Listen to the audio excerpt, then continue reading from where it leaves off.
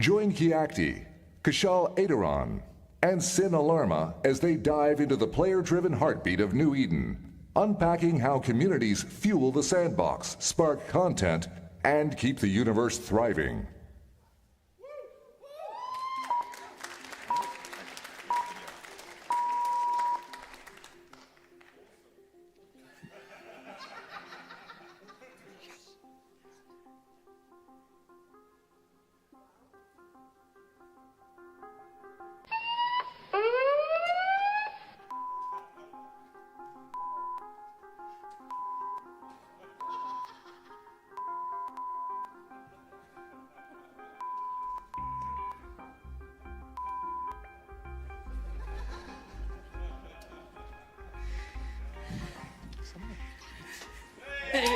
Come on, Fanfest.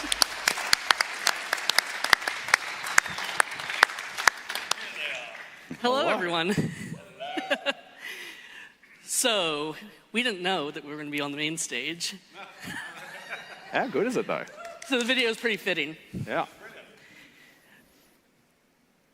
So, raise of hands out there. How many of you log in and spin your ship? You don't know what to do? Or how many of you go and do the same thing every single day? Glad you're here. Hopefully, this will give you some inspiration to go out and try new things. So before we start, I'm going to introduce myself. I'm Kishal Aderon. I've done many things in the past 5 years, but none of them is as important as the fact that I'm the CEO of Eve Rookies. I'm the space mom to almost 4,000 pilots.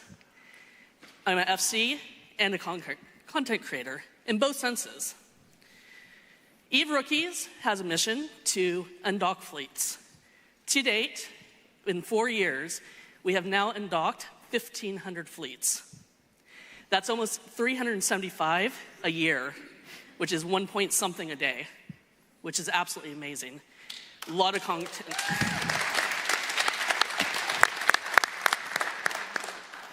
Before we can really go into our presentation, we need to talk about what is content. Because of course, in Eve's sense, we have content creators, our YouTubers, our Twitchers, and bloggers, and everything else.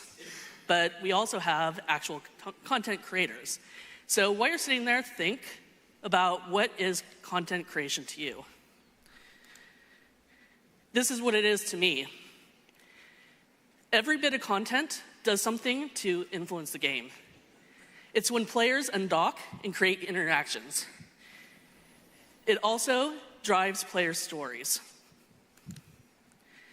I'm sure some of you out there probably recognize some of these. These were really big pieces of content that you guys created. But then you have some very small. And I'm sure there's a few of you out there who some of this is a little bit too fresh. Sorry about that. Whenever you undock, you're always going to create these interactions, and you're going to do something. Whether it's going to be a bank heist, whether it's going to be someone going and destroying, 300 bill of clones, something like that. Or it's going to be that guy who somehow gets a hold of 20 bill worth of your incursion ships. He has now created content for me because I've been tracking him down for 4 years, trying to find him. Every single one of these things is content. Whether it's ganking someone, may not be content that we like, but it is content. Trying new things is content. Storytelling is content. Friendships is content. So the next person that is going to go and tell you more about what content is and dissect it is Sin Alarma. All right. Hey, thank you so much for being here. It's lunchtime in Iceland, and it's pretty flattering that you get to be here. I'm the meat in the sandwich between these two, which is pretty exciting. So thank you for having your lunch with us. even if it is us. So I'm Sinalama. I would argue I'm a nobody, but what do? I do some fleet commanding for Bombers Bar, where many people might sort of know me. I also do a little of the back scene sort of management on what we call kind of the council in Bombers Bar. I do some moderating in the Haulers channel. I run the Australian Eve meetup each year, Eve Down Under. Thank you, sir. That's the 26th of September. I just have to get my act together and actually finish the organising it. And I also run a corporation or alliance, the Unchained Alliance, one of the larger Aussie corporations that exist in the game, and it's in wormhole space. So between trying to organise Aussies in a meetup on a relatively big continent, the biggest one in the game, and trying to do wormhole space, you could argue that I'm probably a bit of a glutton for punishment. What I'm going to talk about today is content as I see it. I'm going to kind of try and dissect it down. I've got a couple of objectives here. It's naturally you're the intended audience to make you get out and do stuff and let you know what you might be able to do. And arguably I'll target CCP to help them understand their own game a little bit better. So online MMOs are roughly the same, right? Like you're going to get out, you're going to do something, whatever the content is, the content gets found. It could be a dungeon, it could be a PvP arena, it really could be anything. Someone's going to ping that fleet. It could be pre-pinged and it's organised months in advance. You know the new launch is going to come out, Havoc's coming out, and you're going to try and get in on the new action. Or it could be urgent, like help, I'm tackled, help now, quick, let's go, or I found whatever, right? And that's content in its most simplest form. But when you start layering Eve across it, it actually gets far more complicated. And the bit that I want to talk to is, I guess, the anatomy of content inside Eve. But before I do, I reached out to a whole bunch of players on the old Discord and just say, hey, how is Eve different to you, and what is content? And almost always, people came back and like, well, what do you mean by content? And it's really interesting to have the engagement conversation, because there are so many things that could be content in the game. And whilst I'd love to argue you have to undock to be part of the content, that's actually not true, as Shell spoke about a little bit before. There are people that do not undock and still content interacts within the game. There's some up there. My favourite's definitely the bottom right one, right? That's pretty good. I'm not going to read them out for you. You're all pretty intelligent people. You can do it yourself. But there they are. But like I said, the bottom right one really resonated with me. So what I'm going to use is a bit of a vignette to talk through content in Eve and help people understand that there's more than just the on-grid experience, which might be your 30 minutes, 60 minutes, or downtime to downtime content that happens throughout Eve. And the vessel I'm going to use is the Rorqual, because boy, do I love blowing them up. That is probably my favourite thing. And as much as I hate miners and mining, I would challenge CCP to get more of them out there on the condition they lose their panic button. So you're out there, you want to undock, you've got your Rorqual, and arguably that is content. It might be your evening after work, and all you want to do is go and chew some rocks for your corporation. That might be content for you. You might be boosting your mates, you might be on comms, you might be just droning out with YouTube or whatever. But arguably that is content. And whilst I use this as the vessel I'm going to go through dissecting content, or the anatomy of content in Eve, it could be anything. It could be high-sec mining, it could be incursion running, it could be level 4 mission running with your friends, rage rolling, evictions, it could be getting blops fleets going in low-sec, it could be running faction warfare plexes. It doesn't matter, right? And the list goes on and on. But regardless, in this Rorqual experience, this Rorqual is now found. That could be Blue Eyes, it could be someone's given away intel, or it could be rolled into. But a fleet is formed. And a fleet itself is not just a single player, although multi-boxing is a thing. It's got an FC, it's got someone that's doing DPS, or a whole lot of people. There's people doing Logi, and there's tackle, right? And I know that you know that there is far more that goes into that fleet, but that fleet undocks and goes on its way to attack this Rorqual. Now, almost certainly, the Rorqual is going to have a response fleet, which is roughly the same composition as the fleet that's sort of up against it. I mean, at the moment, it's mostly Blops is getting dropped, but it's got an FC, it's got DPS, it's got the facts, it's going to provide the reps, and almost certainly you want to get those dictors out there to tackle the enemy fleet and not only save your friend, but have a good time. And then there could be the bat phone, right? And we all know that not always does it go this way, but the longer a fleet stays on grid, the more chance that someone is going to call for their friends. And you've now got the purple fleet that's coming in to help, doesn't really matter. whichever one. And then there's the third party who hears about it, and then it's on for young and old, right? And that gets back to, I guess, what CCP Larrikin was talking about with some of those huge fights that have happened on some of the Metnox moon drills, or whatever. So that's Eve, right? Like, it could simply be you mining rocks out in nullsec, and that's content enough. It could be the engagement of you getting tackled and zerged by a big fleet. It could be the response fleet. It could be you as part of the bat phone. And arguably you're somewhere in all of this. But to make this happen, which I think is different for Eve than other games, is I guess, what occurs in a linear fashion for that content to occur. So whilst absolutely you've got the on-grid experience of a rock wall getting, chewed up or saved and spat out, but someone's got to find that content. So there are players out there that they're not about FCing, but they will get out, they'll have blue eyes, they'll have scanner probes, they will just get out there and explore and find things. And you could be that person, and if you're not, it's a great place to be. Single account out there just looking for content. And then all you have to do is find your FC, who then goes back to that original slide, pings, takes people to content, and off we go. Someone's got to develop the doctrines. Now that could take months in some cases, or weeks, and it might be pre-planned long before the content occurs. But someone is out there on Pythar or whatever, developing doctrines that are going to work not only to deal with the content, but the experience that might occur with the so many options that might happen. Someone's got to ping the fleet. Again, it may not be the FC, often is. And someone's got to deal with all of the third-party software and apps that we're using. Often it's comms, but there's a whole bunch of other things like Seat and et cetera, and many of you know more. Wormholers certainly live and die by whatever mapping tool they've got that's provided and up to date. And someone's got to find a way to the target, and I'll talk a little bit about that when I get to getting home. And then there's the experience on grid. Then someone's going to win or lose. Someone's going to loot the grid, maybe. And then you've got to get home. There are people that look at scanning chains, finding ways home. There's a guy named, I think he's Jetski. He runs a thing called Jet Purchase. He has gone through the entire game and made bookmarks on every single gate. You can buy the pack, right? And he is effectively providing content for all of the FCs and the people that want to get to and from that fight in the game. There's follow-up objectives, almost certainly. If you're going to hit solve, or you're going to start taking a wormhole, you're going to evict it, you're going to run to the next incursion system. There's someone that's coordinating all of that, often results in spreadsheets in space. Someone's got to pay the SRP, often those unsung heroes out in the background. And almost certainly, if you want to keep it as a story and it's a big fight, someone's got to hold the propaganda, because often the person that screams the loudest on Reddit is one that controls the narrative of whatever happened, right?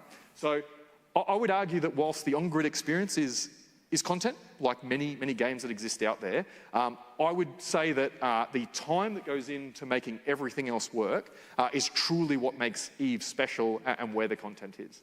And like I said, I think if I were to challenge CCP, I would say that if they were to analyse each piece of that and understand how it is occurring and how they can make it more time efficient, you would probably reduce the burnout on the people who are doing it and maybe make it more user-friendly for people to access. And if you're not doing any of these things and you like content, I would say write some down, get in there, find it, and you will absolutely have a much better Eve experience for you and your mates. I've deliberately left this blurry. It's a little bit old, and I challenge someone to update it. There are so many things you can do in Eve that is content. I kind of set it as my task this year is to try and update this and make it more available to the 2025 Eve experience. But if you haven't seen it, look it up. I think it's called like Careers in Eve or Experiences in Eve or something like that.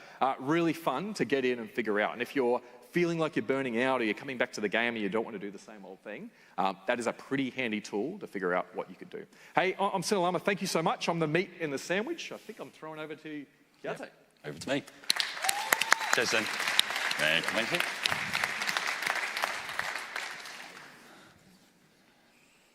Okay, so I'm just going to introduce myself. My name's Kiate. I'm the CEO of Fun Inc., Even Better with Friends. We are the home of MPSI Rocks. You might have heard of it. You might have seen the swag bags and flyers and whatnot. We run a public calendar for more than 20 MPSI groups, and we're actually the only MPSI Eve partner. I started Eve Online in around 2004. I went on a PvP training course run by Agony Unleashed, and I've been hooked on PvP ever since. I joined Agony in 2009, and after Agony closed our doors in 2018, I set up Fun Inc. I know we've got a few of the guys here, so shout out to those guys. Good to see them here. we've been knocking around ever since, basically. So I'm also the alliance lead for the Ancients. You may have heard of us, you may not have heard of us, but I have also the very, very dubious honour of losing a flagship Bargast in the AT in 32 seconds, I believe it was. So go look it up, it's on Twitch. It's on Twitch, it was horrendous. So you've heard a little bit about content from Kushal and Sin, and you know a little bit about me, my background in game and some of my sort of dubious credentials. So before we look at the importance of community, connection, creativity, and content in EVE, just want to add one caveat really, really quickly. This presentation is not going to make you awesome at EVE. That is down to you guys. What we are hoping that this presentation will do is get you thinking about what brings you the most joy when you play EVE. Think of it as an opportunity to reevaluate your own personal journey, challenge your assumptions about the game, and hopefully it will help you find a deeper connection with the game and the people. So, EVE is a game intrinsically linked about community. It is collaborative, it's meant to be played with others. We all know that EVE is massive. It's multifaceted, it's unpredictable, it's unique, it's unforgiving. It's a never-ending, intricate, thrilling game, and you're at the heart of it. So what I'm hoping that the more astute of you might have realised, what I've done there, is that community is the heart of EVE. And I touched on this in our presentation in 2023. The word community conveys a sense of togetherness, positivity, strength, and it adds purpose. And that's very, very important. It adds purpose and focus to your game. It is your game at the end of the day. It binds everybody together. It gives you a common theme, and it creates a feeling of belonging and camaraderie and shared experience. Community engagement elevates that experience and transforms what could be effectively a solitary pastime into a vibrant social adventure. As I said, EVE isn't a solitary game. Nobody in EVE will thrive on their own alone. Humans inherently are social creatures, and we thrive on that connectivity, that social connection. It's more than just a convenience. It's a necessity, really. And connecting with others leads to far greater achievements and success than going it alone. That's the cut and thrust of it. That results in greater satisfaction and a more rewarding experience. And I mentioned it in the previous presentation, it gives you a greater sense of euphoria. Now, EVE isn't shaped by individual pilots. It's about you and we, yeah? It's not I and me. Connection isn't a feature or a byproduct of EVE. It's the foundation of what this game is. It's what it thrives on, effectively. Now, here's our Corp logo. Some of you might recognize it. Our Corp ticker is Even Better with Friends. EBWF, Even Better with Friends. And we're all here, come to this crazy place in the middle of the Atlantic. EVE is better with friends, let's face it. Tiny, tiny pop fact here. I've played EVE for 46.3% of my life, and as of today, that is 7,589 days. I was really, really, really incredibly lucky. I found an amazing group of people. They taught me, they mentored me, and they told me to stop sucking. Which is true. It's still even to this day. If you can get your connections right, you will thrive in EVE. So, ships might get destroyed, and you spend your risk. Those connections that you generate, they last. And that shared memory, it keeps players coming back. And for many, and I know there's a few people that have messaged me on Discord and whatnot, over the last few years, this game becomes more than entertainment. It It is a virtual home. It's like a virtual hug.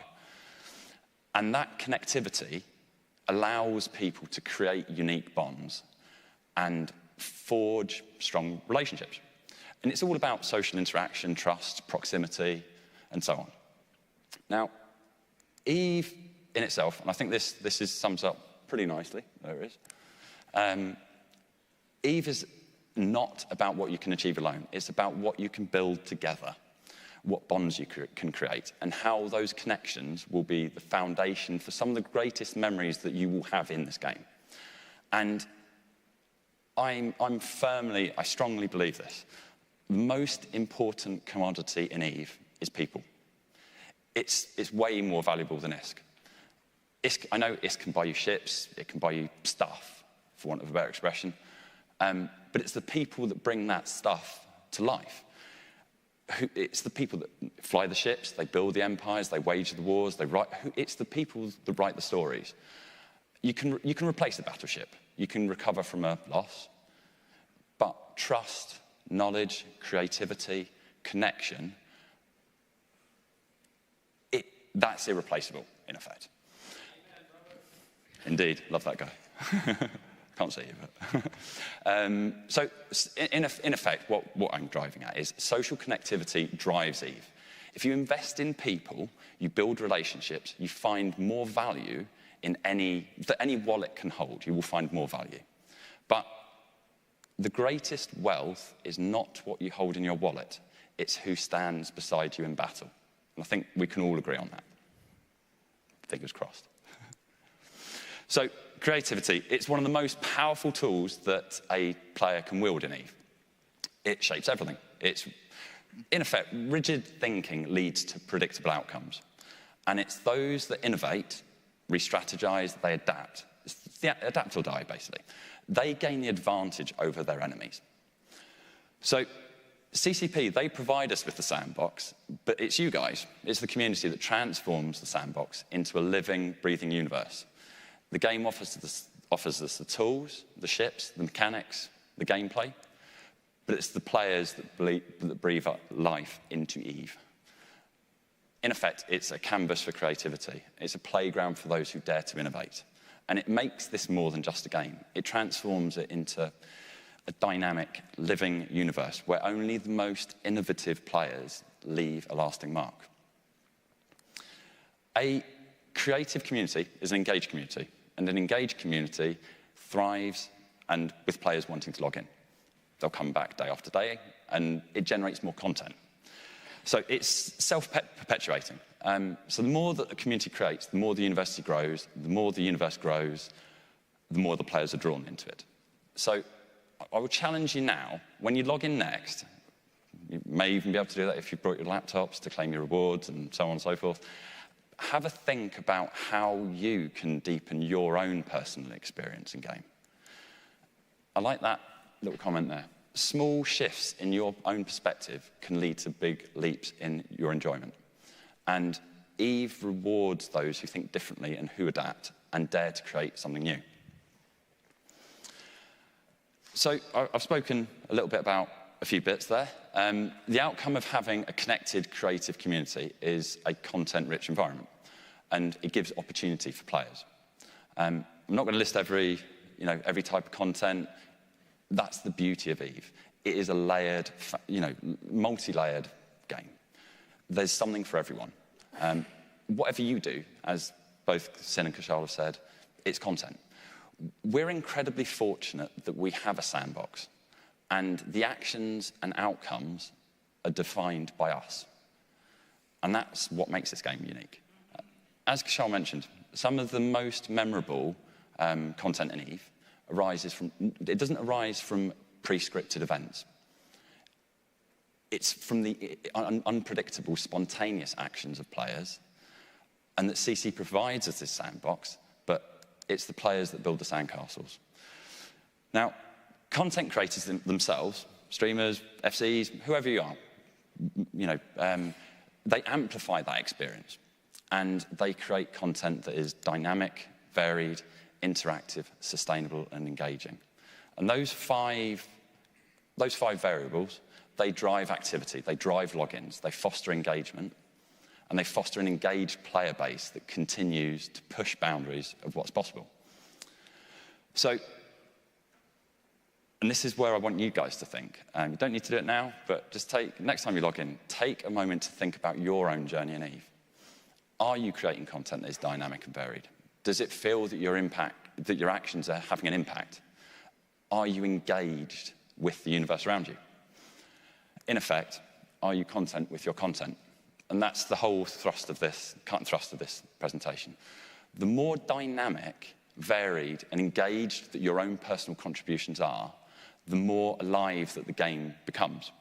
It's not just for you, but the community, the people you're fighting, the people you're building ships for, so on and so forth. So we've spoken at length about community, connection, creativity, and content. That's the 4 Cs. There's something else I'd like to add in there. There's a little bit of a detail. 4 Cs always has an apostrophe and an S. It's simplicity. We all know that Eve is hard. I could have added the cliff face graph, and we all know that Eve is hard, let's face it. Whilst Eve is known for its complexity, it's actually in the simplicity that can enhance your own game. To get the most out of it, you need to balance your FPH and your G. So I'm just going to segue slightly. People that know me know that I do this. Real-life jobs are, for the most part, they're boring. The repetition, lack of purpose, lack of challenge. So you might have noticed that there was a bit of a subtle plot twist there. Eve shouldn't be a job. I heard somebody cheer there. Might have been a cough, I'm not sure. It all comes down to your own mental and emotional investment. The secret is that you don't magically become mentally and emotionally invested in something. You have to hack your own brain into caring. So back to the FPH and G. What is it? Shout out what you think it is. I can't hear you. Fun per hour. There you go. I knew somebody would get it. So it's fun per hour. It's the fun per hour grind scenario. Prioritizing fun per hour over grind prevents burnout, keeps players engaged, and they have fun in Eve.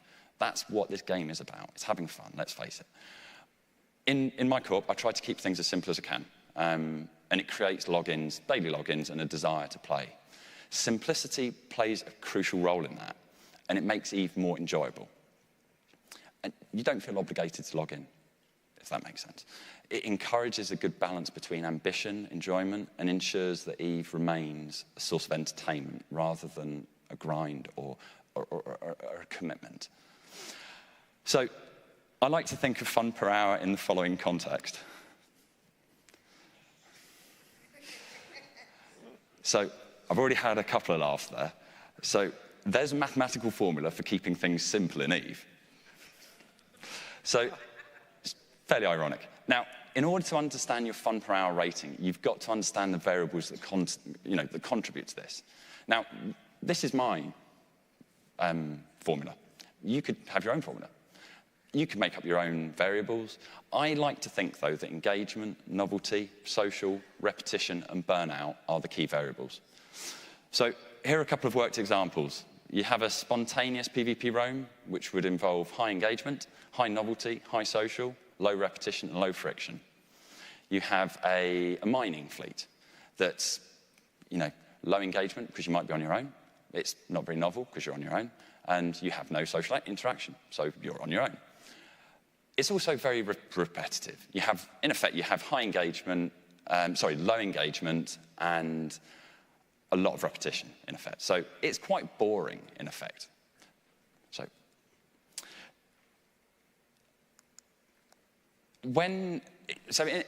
Where I'm going with this is EVE Online is more than just a game. It's a universe sustained by those 4 Cs. Community fosters belonging. Connection builds trust. Creativity drives innovation. And content emerges as the reward. If there's one area lacking, your overall experience won't be as vibrant. So if you embrace and nurture those 4 Cs while maintaining simplicity, it's perfect for your own enjoyment of the game. So that's pretty much me done. Go and check out NPSI Rocks. We're the only NPSI EVE partner group. We've got loads of groups on the calendar. What we've created is very, very unique. It's an open public calendar that promotes a variety of content creators, allows people to create connections, develop friendships. Have a look at the website, come along to some Rome, support the new bros, newbies, and fly support ships, get active, get involved, and come to the raffle on Sunday. So, for those of you that want to get involved, there's a rather large QR code there. Go and scan it. I'm just going to drop a really, really quick video and just have a look. So, hope you enjoy it.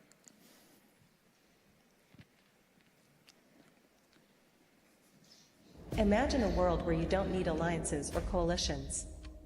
A world where you can dive straight into battle, with no strings attached. Welcome to the universe of NPSI, not Purple Shoot It, where every fleet is a chance for glory, and every pilot is a potential comrade. At NPSI.rocks, we believe in the thrill of the fight. Our motto is quite simple: if you're not with us, you're against us. No alliances, no coalitions, just you, your ship, and your fleet mates, your grit and determination, and the next target on grid. NPSI.rocks is a calendar made by players, for players, putting freedom and fun first, and is your one-stop guide to public content on demand. The calendar is updated daily with fleets from all over New Eden.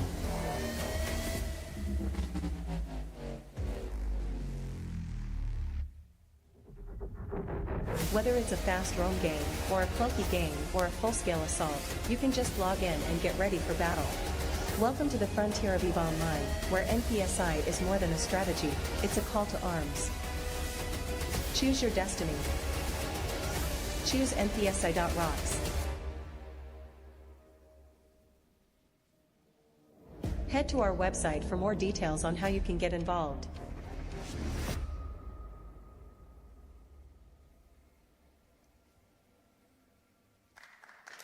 Cool stuff.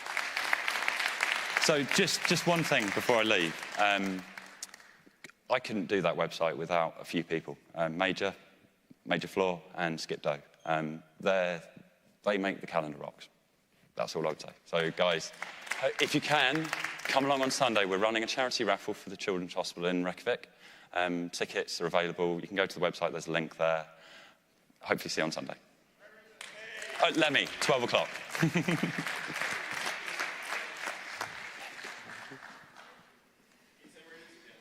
Lemmy. So we're going to go on a quick journey over Variety. I'm going to issue a challenge, and then maybe we'll have time for a few questions. Variety in EVE is very important because without variety, we're going to get bored. All of these are things that you can do in EVE. I know it's not everything. I only had so much space. But what is absolutely wild to me is some people's game is only one of these things. That's what they do. They log in, they go mine rocks. That's all they do. They don't want to go do anything else. Or they only go do small gang PvP. And eventually, they completely and totally burn out. We probably know some of these guys. They go and they focus on that singular activity, and they leave. But only focusing on a singular activity isn't the only reason that people burn out. People burn out if the content that they like isn't ever updated, or the content gets changed. We know this guy too. Maybe some of you are this guy. CCP goes and changes the thing that he likes to do. You rage quit, you maybe flip a table, then you immediately go to Reddit, along with all the people who don't even play EVE anymore, to complain about that change. Here's the thing. EVE is fluid, EVE is dynamic, and you're gonna have to adapt or die.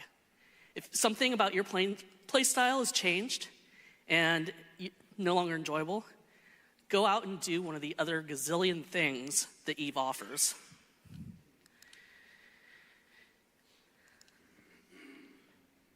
The next thing that I want to talk about is accessibility. This also keeps things fresh, and it keeps people being able to access that content. I'm probably one of the odd ducks. I don't like to gatekeep knowledge. Matter of fact, with the Nexus Reckoning, we have a channel on our Eve Rookies Discord where we're sharing information. I've talked to many people here at this event that know we're doing this and come up to me and ask why. Why are we sharing this information? Other people can compete with us. We want people to undock, and we want people to play. So guides, videos, mentorship, and fleets all should be as simple as possible for new players, players who are trying to experience an activity for the first time, and just basically everybody. And this is where the power of open communities come in. I know I'm going to piggyback a bit on what Cacti has come up with. We can't not do it, since we're both community builders. Open communities have no strings attached. There's lots of flexibility, there's lots of new things to try, and there's absolutely zero commitment. A lot of the people that exist in the open communities, the MPSI, Eve Rookies, there's the Homefront guys, there's, I think, Abyssal Divers, all sorts of open communities, they're busy people. We're all busy people. I mean, the average Eve player is married, has kids, a job, obligations. So we want to be able to go to mpsi.rocks, see a fleet, go spend 2 hours, then go on with our busy life. And that really is the thing that keeps it fresh. Then there's social variety. There's solo versus group play. We all like to dog on people that come and say, oh, I want to multi-box. I don't want to play with other players. Or, how do I play Eve solo? And we all jump on them. You gotta have the friendships. Eve Rookies is full of the Nero-spicy, full of introverts, and they can only stomach maybe an hour of social activity a day. So all these solo activities are just as important as the group activities, the fleet activities. And a lot of people that start out solo find their way to MPSI and try fleets. They find out they actually enjoy them, and they stay. Then you have the low stakes versus the high stakes. Most of us probably think that the low stakes are your level 4 missions, your abyssals, anything where you don't really interact with other players. A lot of people think that the high-sec incursions is a very low-stake play. Then you have the high-intensity play, these big battles, the things that are going to go out and give you those PvP shakes. I'm a PvPer. I don't know how I ended up running a community of PvE players, but personally, if I'm going to go out and do anything, I'm going to go out in PvP. But I don't want to do that every night. If I have a really bad day, work just went horrible, things are piling on, why does going out and doing a high-intensity PvP fleet even sound fun? It doesn't. So I want to go do something else. Then there's the stories. Whenever we get together and we do something in Eve, we create that content, we're creating those stories. This is a shameless plug. I just started a podcast at the beginning of the year called Voice of New Eden. I'm going out and I'm finding players, not, the really famous players. I'm trying to get I had a 2-week-old player, I've had a 6-month-old player, players who you've never heard of, and they get to share their Eve stories. And every single person, except for 1 or 2, because there always has to be oddball, this is Eve, they have said that their most fun content was with their friends. They don't remember what they were flying in most cases. They remember the war, they remember, what went on in general. But what they could tell you about in detail is, oh, this person said this, or this person did this. It's those memories that keep us coming back. Eve isn't just one game. Eve is a sandbox. So this is my challenge to everyone sitting out in the audience, everyone at home, everyone who finds this video in the future on YouTube. Go out and try something new. Next time you log in, don't go mining. Don't go do level 4 missions. Don't do incursions. Go out and do something that you've never done before. Join a public fleet. And then there are probably some of you out there who feel very stagnant in your corp. You like the people, but they're not doing the content that makes you happy. For you, I challenge you, go out and find another community to exist in. You can still be friends, but go try that different content with different people. Explore the sandbox. So, we have a few minutes left for questions. I don't know if we have a microphone that can go out there. I think they just have to yell. So, if anyone has any questions for myself, Kathy, Sin, over there. How can you see it so bright?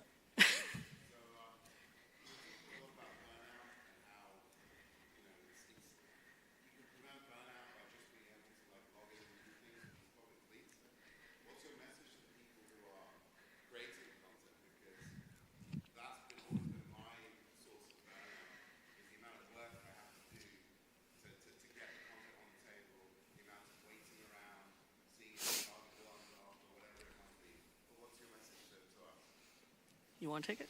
So you repeat the question for the screen as well. So the question is, how do you prevent content creators from burning out, in effect? That's what you're asking. I'm a little bit, so that's basically the cut and thrust of it. Okay. From my perspective, it's surrounding yourself with good people. People that support you, people that can help out, people that, in effect, to lighten the load. So if you have, I'm very, very fortunate, as I kind of alluded to earlier, I've got a very, very good group of people that they enjoy helping and they enjoy that kind of responsibility. So if you can surround yourself with like-minded people, it will help that person from burning out, it will prevent that burnout. I think from my perspective, the most important thing is to enjoy it. If you don't enjoy it, you're not going to log in. If you're not going to log in, why? There's no point, is there? I mean, does that make sense? It's from my perspective, that's an incredibly important aspect of it. I mean, what do you guys? Well, as CEO of a humongous community, I have gone and gotten myself 100 FCs. I know not everyone has that luxury, but this does mean with 100 people that can go out and do content, we literally have someone going out and doing something every day.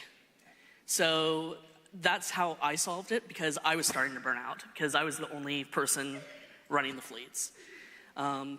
Find more people. Don't set high expectations for your FCs or your content creators. Let them go out and just try, and I guarantee the people in the fleet, they don't care. They just want someone to tell them when to jump. And I think that's a fair point, actually. Lean on people that you can trust and lean on people that can help you. I think that's... Yeah, I mean, I can't say any more about the people piece. Many hands make light work. Yeah, I would say to the person that is getting close to burnout, I mean, if you imagine yourself like a rubber band, like you can get to that point of tension. If you can identify it, and I mean, arguably you could take a break. Arguably you could just reach out to your player base and say, "Hi, I do need help to do it," because that'll stop the rubber band snapping, right? I've seen far too many of my online friends who have ceased to play because they just got to that point and probably didn't realise in time. I agree with you, and there have been many times over the years where I've been like, "Hey, this is well, you said don't make it a job, but this is a job and I don't have time for this. I'm committing time, money away from my family, my work, my hobby to do it." But like I just said, it's a bit of a rubber band. You'll stretch to a point, and if you can find a way to release the pressure, you'll be able to bounce back. We have time for one more. Absolutely. Anybody? Oh. I think you missed one important word, and this is satisfaction. Ooh. Because some things can be extremely repetitive, but for example, I don't know if you saw it, you mentioned it before to me, there is a table with what kind of things you would want to change in the Yeah. like that. Yeah. There was also one column, what do you like the most in it? And one of the labels there was numbers go up. Yeah. Yeah. And I think that even for repetitive tasks, you can very often diversify this one specific task, and it's extremely satisfying simply because you optimized it. Yeah. And for me, like, I am one of those guys who do this exact same thing every day or every week, yet I haven't risen the hand. Because I am an industrialist, I'm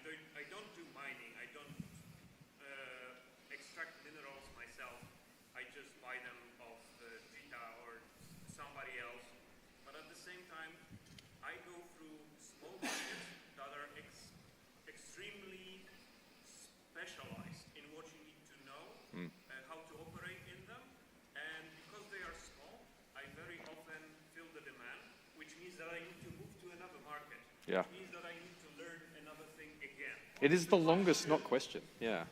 What is the question though? Like what? It wasn't this. Oh, so you're an industrialist and you really enjoy it, and that's great. And there are many things in the game that could be repetitive, and you can play, and numbers go up. Could be fleet members go up. It could be ISK balance go up. Like yeah, you're right. Anything that I wanted to mention, it wasn't a question. It was Oh, well, let us have a beer. Yeah. a very important thing that you missed. Absolutely. I'll tell you what. Come out for a chat. We'll have a chat with you outside. Yeah. I think it's a very, very valid point.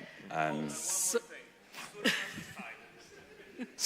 Sarama says hi. Very good. Hi to Sarama if he's watching this. Stream. Unfortunately, they're waving frantically at us, so Oh, and we have a thing that says time is up. So Time's hey, up. Thank you very much. thank you for coming. we will be out Getting your there. lunch with We'll be out there. Find Come us. grab a beer with us. How good. And have a great Fanfest, guys. See ya.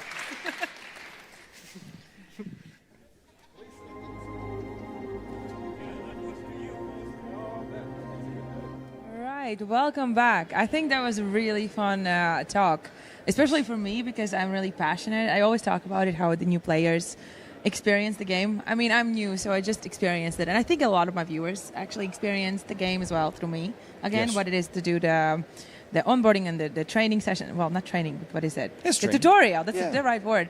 So, well, we were just chatting, right? Like, we were like talking about like, okay, so a lot of players are trying to find their way. You know, we also said like it would be good to get your way in the corporation and alliance soon or not. And then we like, how were you recruited? How did you find your Well, home?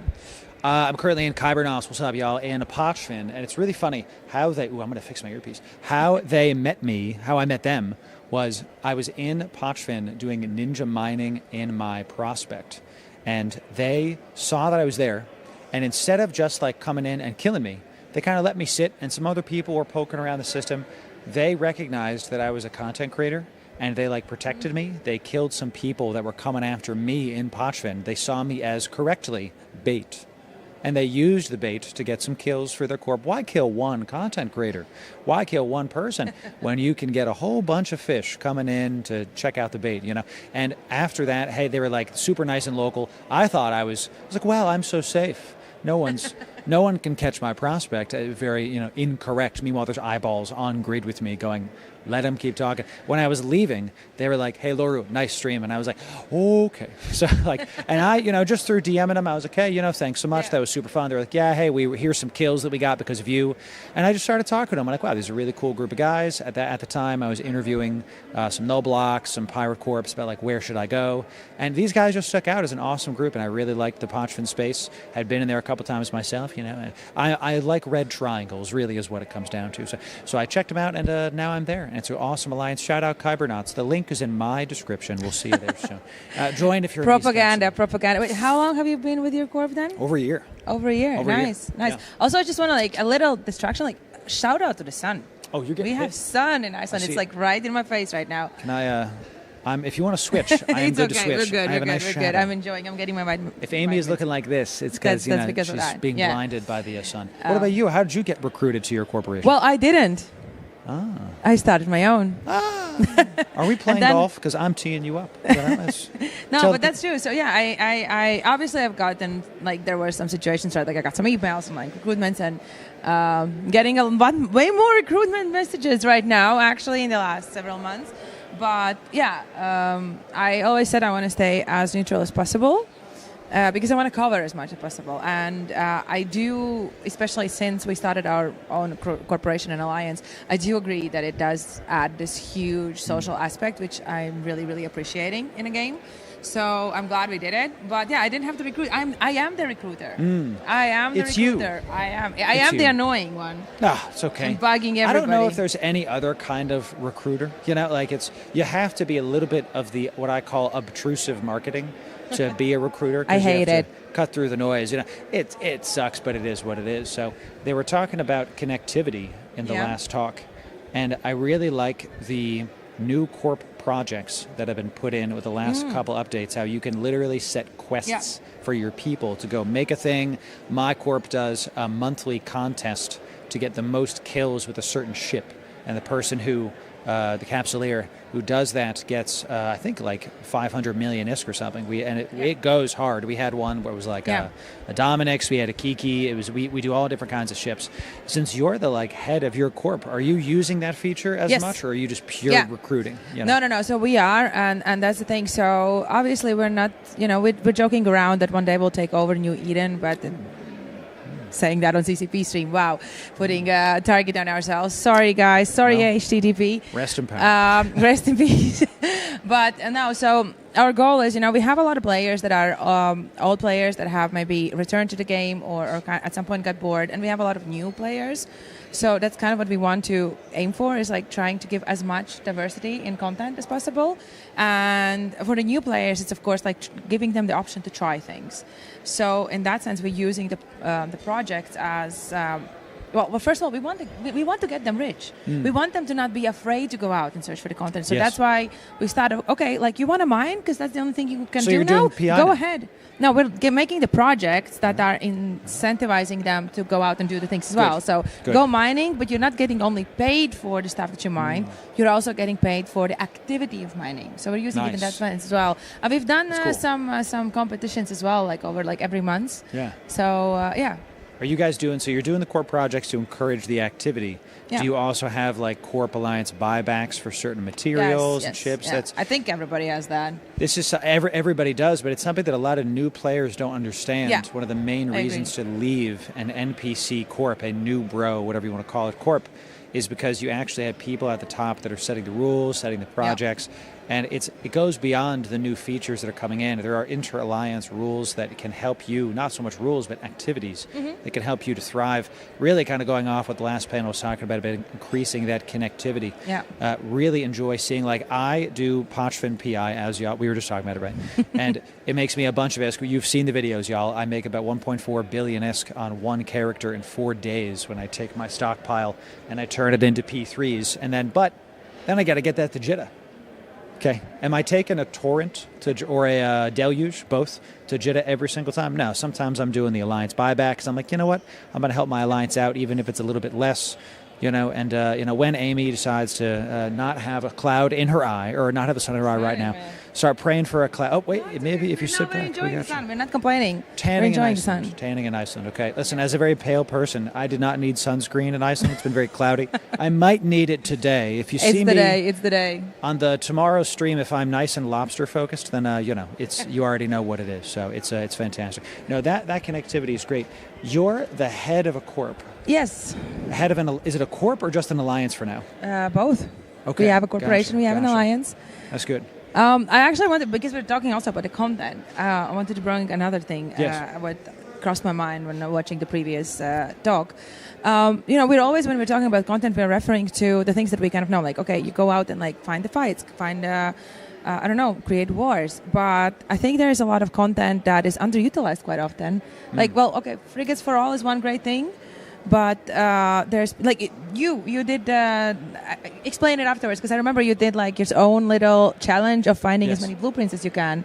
I, for example, organized a scavenger hunt in New Eden, so you can do all these crazy things, which is super awesome. Yes. Yeah, that was, I think you're talking about the Operation BPO I did. Where I I think so. I think so, yeah, where I went around New Eden and I got all the blueprints I could in HiSec, and then I yeeted a ship into nullsec to be able to like check out what was there and get the ore blueprints and have a good time with it. So it was just a great time, you know what I'm saying? Yeah. It was just one of those connectivity things. Yeah, but that is one of those things that you can do as well, right? Because I think that was a topic raised and I didn't really hear full of the conversation. But, we are talking a lot about the community, but sometimes people just want to play on their own and they don't necessarily want to be social. And there's a lot of things that the game offers, but I think there's a lot of possibilities you can do just by getting creative. Yes. You can like translate any crazy life idea into Eve, basically. There's a lot of awesome stuff. You raised a really good point. You don't have to be in a corp and in an alliance to have a good time. I was a solo player for years, and I was just having a good time mining. I wasn't doing PI then. I just had mining, and I was doing some missions, and I would go into wormholes every now and again. I love wormhole day tripping. I know Wingspan's going to be very happy when I tell more people to check out wormholes, but we have to learn how to PvP. I think it's part of the game, you know, so there's just a lot of stuff happening, a lot of awesome things you can do as a solo player and a group player. You can still be a part of that connective mesh that is EVE Online, even if you're just chilling by yourself. I did it for years, y'all, before I joined a bigger endgame alliance, you know.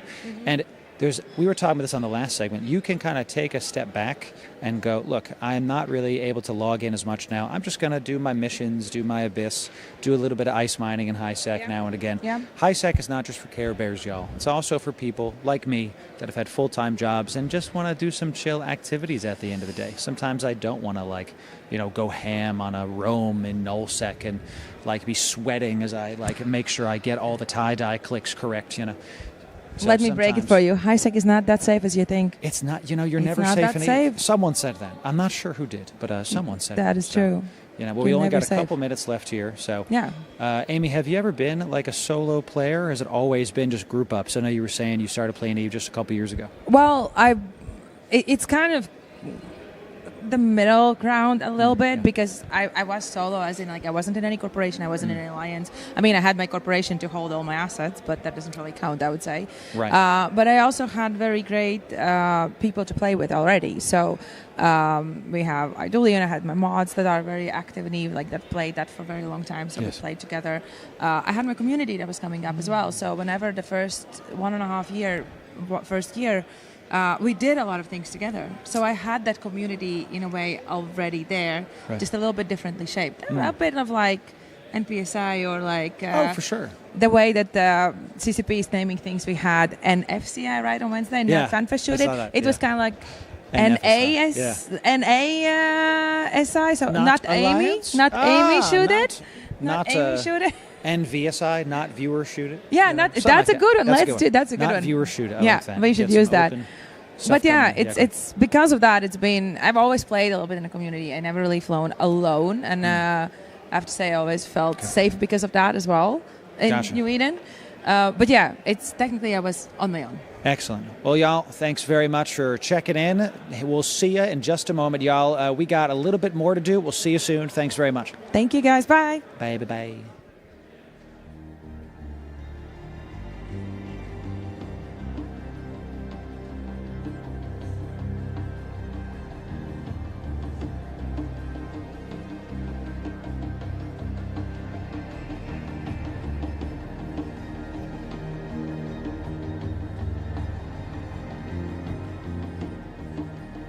The next presentation on the main stage is about to begin.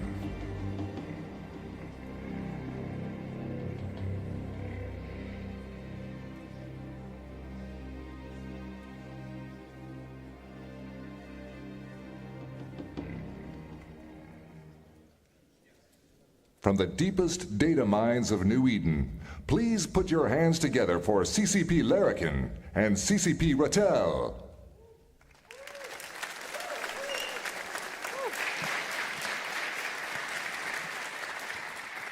Good afternoon, Fanfest. This is EVE-conomics? EVE-nomics? Anyway, look, this is a talk about the economics of EVE Online. I am CCP Larrikin, I'm a senior data scientist, and this is CCP Rattel, he is also a senior data scientist. In this presentation, we're going to talk about the chain of economics, starting out from mining, through to refining, through to manufacturing, and then finally talk about destruction. Now, as part of this chain of economics that we're going to talk about, we are basically never going to talk about ISK. We're very much focused on the item side of the economy. We may refer to things in ISK value, but we're not talking about like how much ISK was earned or how many rats were killed and this ISK was paid. We're kind of ignoring the ISK part of the economy. We're focused on the item part of the economy. So let's start with basics. Minerals are the foundation of EVE Online economy. There are materials essential for every step in the production in the New Eden. each play a very specific role in the manufacturing different type of items. But we cannot talk about the economy without diving into prices. As we all know, over the last few months, we've then seen a significant increase in the mineral prices. This chart here shows us average prices weighted by trade volume using a logarithmic scale to make it easy to compare both common and the rare minerals. For instance, here, morphite was pretty peaking around 115K in mid-January before dropping to around 48K in March. It was there was a specific factor. The factor driving this price changes was the recent major update we launched in last month, including improvements to the peroxide distribution to the help ease morphite shortages and lower its price, and even more generally, to lower the mineral price index, which was growing insanely fast recently. So we, as CSB, had to react. On the other hand, you can see the pyrite that increased from the 7 ISK to the 25 ISK between last couple of months. And this is why we decided to reduce the impact of the fluctuations for the purpose of this presentation. And we decided to use 7-month average prices weighted by the daily trade volume for each mineral, material, ship, ammo, basically every item that is in the economy. This approach offers a fairer and more stable basis for the comparison and the calculation. And by applying this method, we ensure that our evaluations rely on the realistic price trends and minimizing the impact of the outliers or temporary market distortions. But first, let's take a step back. We don't actually mine minerals. We mine ores. We mine ores which contain minerals needed for refining. And mining is the very first step in the economic cycle. It all starts here. Without miners, there will be no materials for anything. It means no ships, no modules, no stations. Miners are the fuel that keeps the entire EVE economy running. And where you mine, if it's a high-sec, low-sec, null-sec, or one-home space, makes a huge difference in the terms of risk and rewards, and what types of materials you can actually obtain through your mining activity. As you can see, during the last 7 months, our dear miners has extracted asteroids valued at 233 trillion ISK. Majority of it comes from nullsec. It makes sense. Nullsec offers the richest ores, bigger anomalies, and the capital mining operations that drives large-scale mining activities. High-sec comes second with about 24% of the total mining value. In the high-sec space, you will find ores that are generally less valuable compared to those in null-sec and low-sec. However, high-sec mining is much safer and more accessible for the newer capsuleers or capsuleers with the less mining experience. It also highlights how important is actually the high-sec mining for the overall of the economy. Once you become a proper ore enthusiast, you might start venturing into space in the low-sec, which contributes around 8.5% of the total mining value. It sits in between. It's riskier than high-sec, but also because of, for example, a PvP activity, but also offers more valuable ores in return. Warhol mining, on the other hand, is more specialized. It's harder to access and riskier, but it can provide you with the unique materials valuable for certain types of manufacturing, especially tech-free production. But let's take a step back and talk about minerals once again and actually explore where they originate based on where the ores are being mined. When you look at the tritanium, for example, you can see that the amount coming from the nullsec has been steadily increasing over the past several months. Back in September, for example, it made around 5% of the total supply, but now it's about 18%. And of course, these trends kind of reflect the changes I mentioned before. With larger, more resource-rich nullsec anomalies and increased capital mining, players are now extracting more basic materials directly from the nullsec space, reducing their reliance on the high-sec mining. And we actually see the same trend for many other minerals, Mexolon, isogen, noxium, zindrane, megasite, and of course morphite.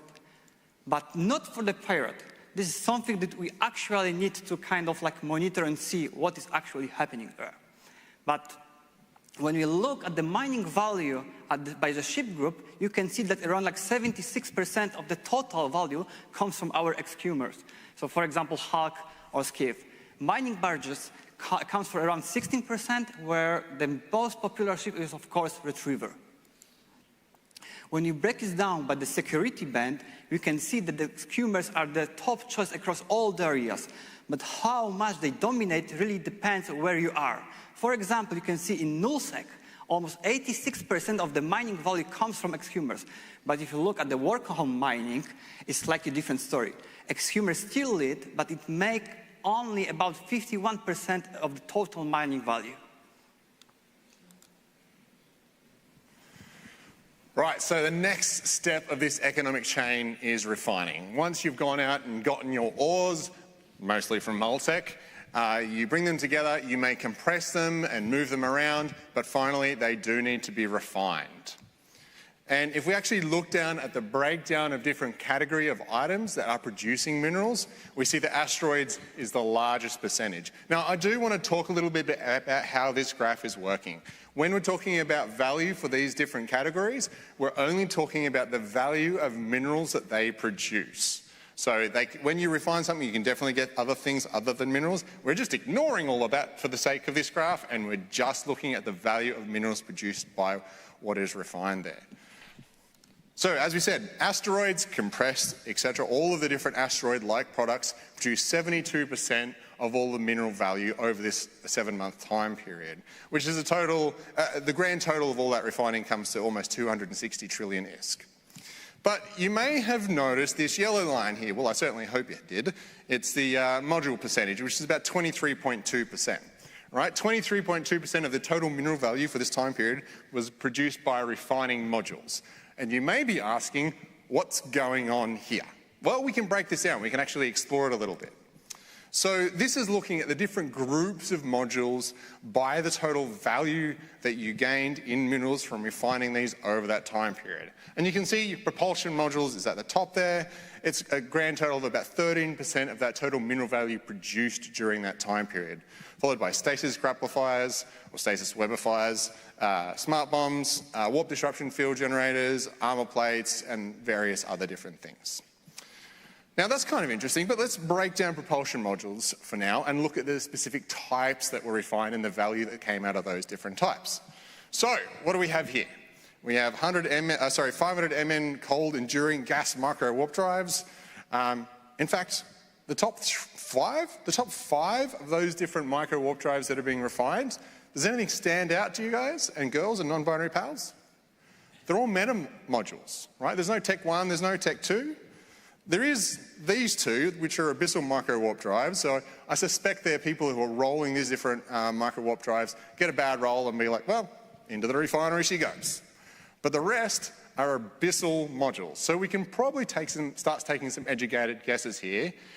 I'm going to suspect that most of those are probably from NPC loot, right? That's what you get from NPC loot. You don't generally build meta modules. Instead, you get all of these meta modules from all your NPC loot.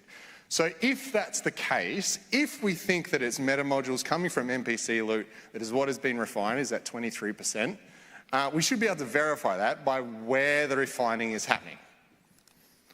This is a breakdown of where the refining is happening. 49% in nullsec, 46% in highsec. Now, who can tell me where most of the NPCs in the game are destroyed? Yeah, null and highsec. These are all the ratting that's happening in nullsec and all the mission running happening in highsec. So we're pretty sure that most of those modules that are getting refining is actually NPC loot, which means people who are ratting are kind of like mining with their guns, I suppose. Let's actually break down, and let's ignore modules for a little bit, and let's look at the asteroid and where all of those asteroids are getting refined. So this is a Sankey chart showing the percentages or percentage value of the output of various different asteroids getting refined across New Eden during this 7-month period. And 73% is getting refined in nullsec, 11% in highsec, 7% in lowsec, a little bit in NPC nullsec. I do want to specify red is sovereignty nullsec and the orange down the bottom is NPC nullsec, and they're fairly different, and 4% in wormholes. Now, remember back in Rattel's section, he actually broke down where the ore was coming from. So it'd be pretty cool if we compared these two sets of data, right? We know where the ore is coming from, that is in the purple there, and we know where the refining is happening, that is in the yellow there. The stripes are the location. And we can see that, a fairly even proportion of value, or total value, is being refined in nullsec. I mean, 56% of the ore is being mined there, but 72% of the value is being refined there. It sort of breaks down, though, when we look at highsec. That is quite different. Just to step back for a second, in total here, we saw 233 trillion ISK worth of minerals, worth of ore mined, and we saw 187 trillion ISK worth of ore refined. And so what's going on? Why are those two numbers so different? Well, this first number, this first 233 trillion ISK, was under the assumption that all of those ores that were mined were refined at a fairly optimal rate of 83.5%. That's someone with max skills, no implants, refining in a 60% station with zero tax. That certainly happens. In fact, better than that definitely happens as well, but it's probably not the average. The average is a little bit lower than that. This is the actual value of minerals that were produced after they were refined. So that number is definitely going to be lower because the percentage it was refined at was a little bit lower. It does become difficult to try and look at ore value and this original mine number. We can't use the value of the ore on the market because the trade values, like the trade quantities, are so low that they kind of don't make any sense. It's much more important to use the mineral output of that ore. But then you have to decide, what number do we choose to pick that we refine at? And we've settled on 83.5 for most of our internal reporting. The other thing that complicates this whole process is that all the ore that's mined doesn't necessarily get refined straight away. Stockpiles definitely exist. I know for a fact that large nullsec groups stockpile a whole bunch of ore, they put it in a safe place, and they let it sit there until they need to build a whole bunch of dreads, or the meta changes, or for whatever reason. Maybe they need to build a whole heap of rifters. That's probably unlikely. So these stockpiles exist. When we measure what was mined during a time period and what is refined, those numbers will almost inevitably be different. Sometimes stockpiles are reduced, people pull stuff out of those stockpiles, refine it into ore and then turn it into finished goods due to market reasons, due to combat reasons, for all sorts of reasons. And alternatively, sometimes those stockpiles grow. What we probably can say, though, is that ore is moving from highsec into nullsec. So what we suspect is happening here is that players are mining, especially those low-end ores like titanium, and moving that into highsec as ores and refining it there, where then they're using it for especially high-value items that require a whole heap of titanium, like Titans and Dreadnoughts and what have you. Also, even battleships. And if you remember back to the original chart that CCP Rattel showed, showing the breakdown of where titanium was mined, for the first 6 months, basically, of the time period we're looking at, most of the titanium was mined in highsec. There has been an increase recently in the last month or so since we did the major update, where we're seeing more ore being mined in nullsec. But enough about refining. Let's now talk about the manufacturing of New Eden. Like, as its core, manufacturing is like the process where players take different kind of materials, like minerals, components, blueprints, and turn them into something usable and meaningful. Ships, modules, ammo, and basically every item that they can fit. When discussing this, it's also important to look at both sides of the equation, inputs and outputs. Inputs are building blocks that you gather through mining, reactions, planetary industry, or all kinds of the activities. You load them into a structure along with a blueprint, and after a job finishes, you get your output, which is usable typically like things like ships, modules, and sometimes even more commodities, depending on what you are trying to produce at the end. A total value of manufacturing input for the last 7 months is like 1,492 trillion ETH, which is quite impressive. Most of it is coming from commodities, so items designed to be a part of the manufacturing process. Looking at the commodity breakdown, we can see 2 categories.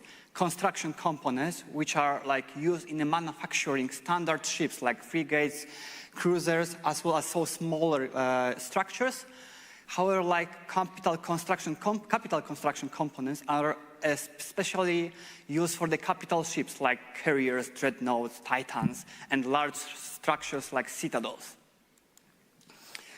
When you look like on the other categories, a significant portion of the input value in the manufacturing processes comes from materials and minerals. Unlike commodities, these are more fundamental like resources. Minerals are more refined from ores, while materials often come from reactions or salvaging.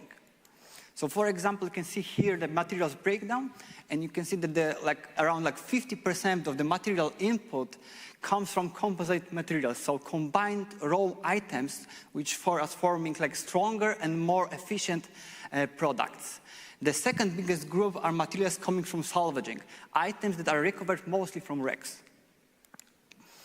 The very interesting thing that I found out is like the ships and modules accounts for only 5% of the total input value, despite being like most visible and most essential part of the gameplay. And for the most better ships, you actually need to have like the lower class version of the ship. However, when you look at the output value, it becomes clear that if it's like really it's about ships. They make up around like 40% of the total output, highlighting their central role in the economy. Commodities comes next with around 32%. Those are like most likely designated for the next steps in the manufacturing process. The third largest category are modules, which accounts for like 15% of the output total value. All right, but let's talk about how we can truly understand what is happening in the economy. Rather than just looking at the total input and output values, we should just focus on the net value created by the manufacturing jobs. That's where the real economic activity is visible. And the next value shows the real consumption in the economy. If you can compare what goes in at the very beginning and what comes out at the very end, you get a much better picture of what is actually being used, not just move around. So for example, here you can see like the commodities are just cut in the loop. It's because the commodities are not actually a final product. They are just a part of the manufacturing process.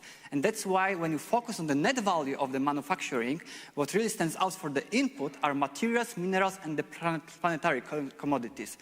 These are the things that are actually consumed to keep the production going.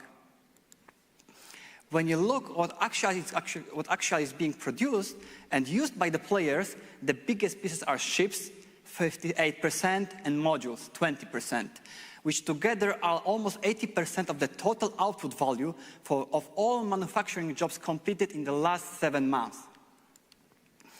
As again, if it's about ships, so maybe let's take a closer look at the manufacturing breakdown of the ship category. So you can see that actually 43% of the total value for ships comes from capital and super capital ships. While far fewer of these ships are being produced compared to the other classes, their production costs are enormous, which explain their outsized share of the total output value. The second group are the battleships, both Tech 1 and Tech 2, which make up around 23% of the total ship output value. Naturally, many more of them are produced compared to the capital ships. However, their production cost is still significantly higher than smaller ship classes. And of course, my personal favorite category, non-combat ships, around 16%, and of the total ship value. These are like unsung heroes of the New Eden. They are not designed to fight, but to hold, to scan, to sneak, and occasionally explode in the name of logistics. And while we are on the topic of exploding, distraction, our favorite part of the economy. So I want to give it a little bit of a caveat around this. For the destruction that we're going to talk about today, our data source is entirely looking at kill mails, all right? And when we are looking at those kill mails, we are only looking at the things that were destroyed, not the things that were dropped. Now, as a PvPer myself, I am very keen to go and collect that loot, but it may surprise you that not all loot is collected. So often a spaceship will be exploded, it will drop a bunch of things in its wreck, and sometimes those things in its wreck disappear. We are not including that in the destruction stats today. There are many other sources of destruction in EVE Online. Those items in the wreck that disappear. When you trash items, that is another form of destruction. When things go into manufacturing, like those items are destroyed. We've talked a lot about that in the past. When a player goes inactive, their items on that player are effectively destroyed. They no longer can impact the economy. There are definitely exceptions to that, but in general, we can say that an inactive player's items are removed from the economy. And conversely, when an inactive player becomes active again, their items re-enter the economy. And lastly, I'm not going to go into a whole heap of depth about destruction here, because like 98% of this data is publicly available. Like, go hit Z Killboard. So let's look at a breakdown of where destruction happens. I'm incredibly surprised that nullsec is at the top there. In fact, nullsec and lowsec account for almost 60% of the total destruction over this particular time period. Now, again, when we're talking about total destruction, we're talking about the value of the items destroyed. What I thought was a little bit interesting, though, is this white bar here. This is non-universe, void, abyssal, and CCP. Now, void and abyssal, that's fairly self-explanatory. When one of you all go into abyssal space and you got a lag spike, that's the only way you could possibly die, and then you die in abyssal space, you know, your items are destroyed. But there is actually CCP space as well. Most of you will probably be aware of this, but there's Jovian space. There's also special CCP solar systems that exist out there that are all inaccessible to players, except during Alliance tournament. When an Alliance tournament happens, we teleport the players involved in that Alliance tournament to this special secret squirrel CCP space, and the ships that explode there are counted towards this particular category. And so some almost 6.5% of the value destroyed in this time period belongs to abyssal space and the Alliance tournament that also happened during this time period. Lastly, I do want to defend Zarzak. It only gets 0.05% of the total destruction value, but it's one solar system. Like, how many nullsec solar systems are there? There's like 2,500 or something. So proportionally, I think it's doing all right. But let's break this down by the different categories of things that are exploding. And we see ships here at 51% and modules at 22%, which is a total of 73% of all the destruction that's happening in EVE Online during this period with kill mails. Now, correct me if I'm wrong, but we've seen those ratios somewhere else before in this presentation, right? If we flick back and look at the net output of manufacturing, ships are producing, 57% and 20%. So a total value manufactured of about 78%, whereas the total value of destruction is 73%. That's pretty close, which, is unsurprising. You're not going to build things that aren't going to get used. So we would expect to see that. But I thought it was still a little bit serendipitous. Lastly, this implant section here, right? 11% of destruction value is in implants, which is what happens when you blow up a capsule. CCP Escher actually found out for me that, the most exploded ship is a capsule. And interestingly, almost all implants aren't manufactured. They're usually bought on the LP store or a couple of other different sources. Some are, but quite a lot actually come via NPC means instead of being manufactured. So they're basically not captured by the data set that we're particularly looking at. we actually break down further destruction value by these different ship groups here. And obviously you can see at the top there, almost 16% of the total destruction value is cruisers, followed by Tech 2 battleships, Tech 1 battleships, capital ships at 11%, supercarriers all the way down at 4.2%, and Tech 1 and faction destroyers at 1%. This is the same data set, but instead of looking at percentage, we're looking at the total number of ships destroyed in each category. So while cruisers had, I'm struggling to remember, 15.8% of destruction value, they had almost 190 cruisers that were destroyed. And those are Tech 2 or faction cruisers as well. And this quickly brings some things into focus here. If we're looking at haulers, I must interrupt, that includes shuttles and capsules. Haulers and frigates, we've got 1 and 2 million respectively, whereas we start looking at capitals, it's about 6,000 during this time period, and super capitals, it's only 106 ships. Obviously, super capitals and capitals are much more valuable on a per unit basis, and well, everyone knows frigates are very cheap. So, we've gone through this chain and looked at each different step. I think it's time now is to try to bring it all together and show how it all works together. So we have this Sankey. Oh my goodness, I really shouldn't have picked that colour schedule. All right, let's break it down. Okay, so in the blue there, this is the ore that is mined. Okay, we have most of it that is flowing into refining, and some of it is flowing to the float. Right, floats. Okay, so internally at CCP, when we're talking about economics, we think of 3 main concepts. We think of faucets. This is something that enters the game. You're probably familiar with the term ISK faucets. Well, you know, item forces exist when something is created by mining, by looting, manufacturing, a whole bunch of different ways. Those are faucets. Those items enter the game. When something leaves the game, generally by destruction or taxes, those are sinks. They've been pulled out of the game. They no longer exist. Everything in between those 2 things are floats. That's the items that exist in the game at that point of time. Everything you have in your inventory, your spaceship you fly, the ISK you have in your wallet, all of those items exist in the float. They're stockpiles of items, or not necessarily even stockpiles, just things that you're using. That's the float. So we have this ore mined, most of it going to refining, some of it going to the float. In total, 186 trillion of that ore is going into refining, and 46 trillion going to the float. Then we have the minerals that most of this talk has been focused on coming out of refining, going into manufacturing. Some of those minerals are also coming out of the float as well, as we talked about before. In total, almost 260 trillion ISK is moving into manufacturing, and 31 trillion ISK is coming out of the float and moving into manufacturing. But that's not the only input into refining and manufacturing. We also have these items. We know what that top bar is. We've talked about that before moving into refining. That's mostly modules with a couple of other odds and ends thrown in there as well. And that bottom item, we know what that is as well.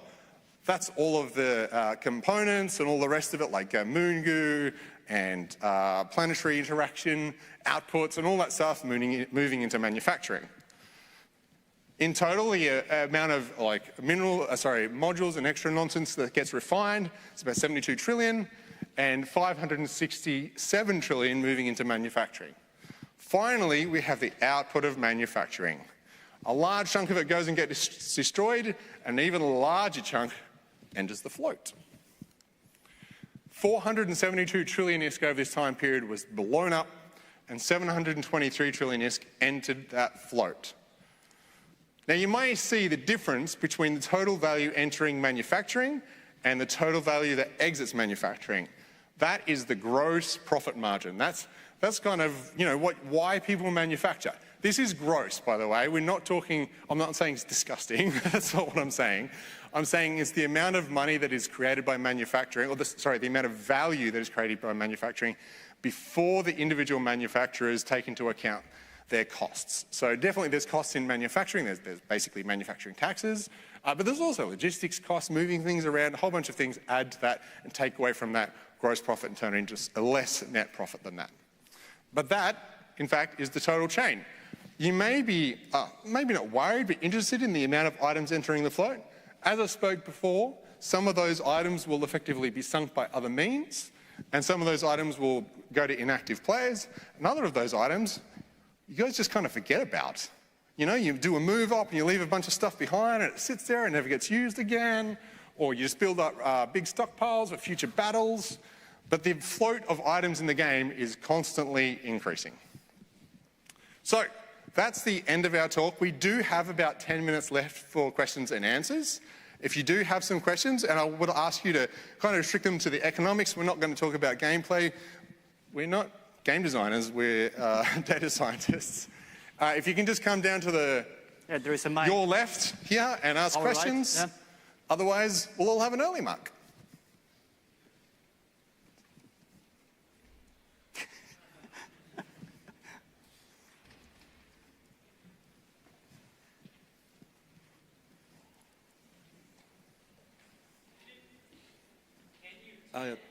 Sorry, is this up? 1 sec, mate. Here we go. Since the material requirements for faction subcaps have changed, we have the net resonators. Do you see that changing at all? Because we have seen significant drops in material costs on the market. Are net resonators for subcaps here to stay, or? The short answer is I don't know. That is a question for game design. I do know that game design are closely looking at that area and they have some ideas for the future, but I'm not going to talk about that too much. I will say that the way the material costs have changed, and I'm talking about the market change in value, like there's a multivariate causation behind that, right? So definitely more minerals are flowing into the economy, especially over the last month or so. And we've also made changes on the consumption side as well around, you know, what goes into manufacturing and stuff. So those two together are going to definitely make the market move. Yeah. That's great. Thank you.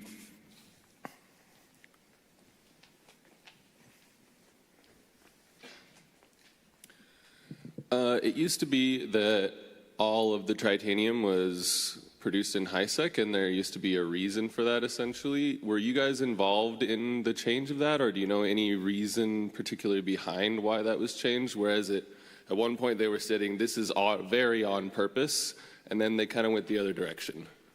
Yeah, so I don't want to talk about the game design reason. We were definitely involved in advising the team as to the state of the economy and where things were coming from and going to, etc., and making predictions about the future. I will say that EVE is quite cyclical, right? So I've been at CCP an awfully long time, and I've been a player even longer. And the trend over time is that we will move resources, like move things to an area, focus to an area, and then we might distribute it again. And then we look at building tall in an area again, and then it gets distributed. It looks like we're at the cycle at the moment where we're distributing things a little bit. I can't talk to the reasons why. You would definitely need to talk to game designers about that. But yeah, that's where we are. And we're definitely working with those teams to make sure they understand the state at the moment. Thank you. No problems. Anyone else? Is that a lady or gentleman or someone else? Yeah, two. There we go.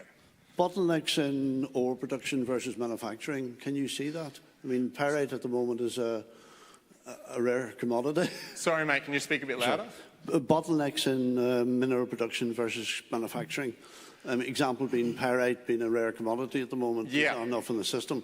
Yeah. In fact, if I think we highlighted at the very start of the presentation, you saw the pyrite price go from a base of 7 ISK all the way up to 25 ISK. Yeah. Look, I know CCP is very aware of it. I'm sure they have plans. CCP Okami? Yeah. But you must also know how much pyrite's sitting in stores and people's... We absolutely do, and I absolutely cannot tell you. I don't really know. But I mean, people complain that all that stuff's been held, but I don't think there is pyrite being held in any serious quantity. Probably not as pyrite, but what we would see is large stockpiles of ore that could be turned into pyrite. Yeah. And I would say, I'm picking my words here quite specifically. There are very large stockpiles in EVE. Yes. And some of the reasons those stockpiles are held, economics will not affect them. Yeah. And what I mean is the strategic value of those exist. Like, no one cares about the profit that could or could not be made. They exist for strategic reasons. Yeah. Yeah. What about the exploration side? There's a lack of COVID sites to help build dreadnoughts at the moment. Is that showing? I haven't looked into it, so I can't comment with any depth on that. It's something you should definitely have a chat to CCP Okami. Yeah. Tell him about it. I know that area of the game is very much on his radar. I have meetings scheduled with him next week to talk about it. So. Right, let's hope he beats you up a bit. The data is always interesting for the insights it gives into what's going on in the parts we don't see or are guessing what's happening. Are there thoughts or conversations around things like mining output for nullsec, breaking it down by which type of anon they're coming out of, whether it's a level 1, level 2, level 3, so people know what kind of thing to potentially hunt? Yeah, 100%. So internally, yes. Yeah, that's something we're monitoring quite a lot. We've had quite a bunch of requests over the previous couple of months, and we've got more going forward to... when I'm talking about requests, I mean requests to the data team to support the gameplay teams about understanding what's happening there. Yeah, that's something we're monitoring very closely. I don't think... Oh, I don't want to speak for game design here, but I know they're monitoring. Let's just leave it at that. Thank you. Thanks. Hey, you pointed out the fact that a lot of capsules are dying. Is that because all the jump cloning and death cloning is counted, or is No. That's just capsules from kill mails. Those capsules, the data we were looking at for destruction, everything had to generate a kill mail, and when you jump clone, you don't generate a kill mail. So yeah, 100% just like actual capsules dying. Yeah. Weird. I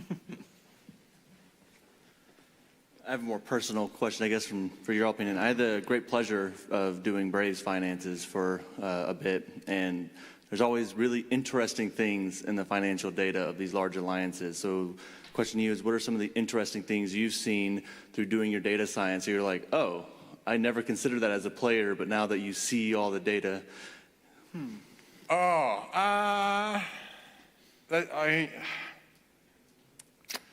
I knew this question was going to be asked at Fanfest, and I remembered, I need to think of a really good answer for that and come up with a specific example, and I didn't.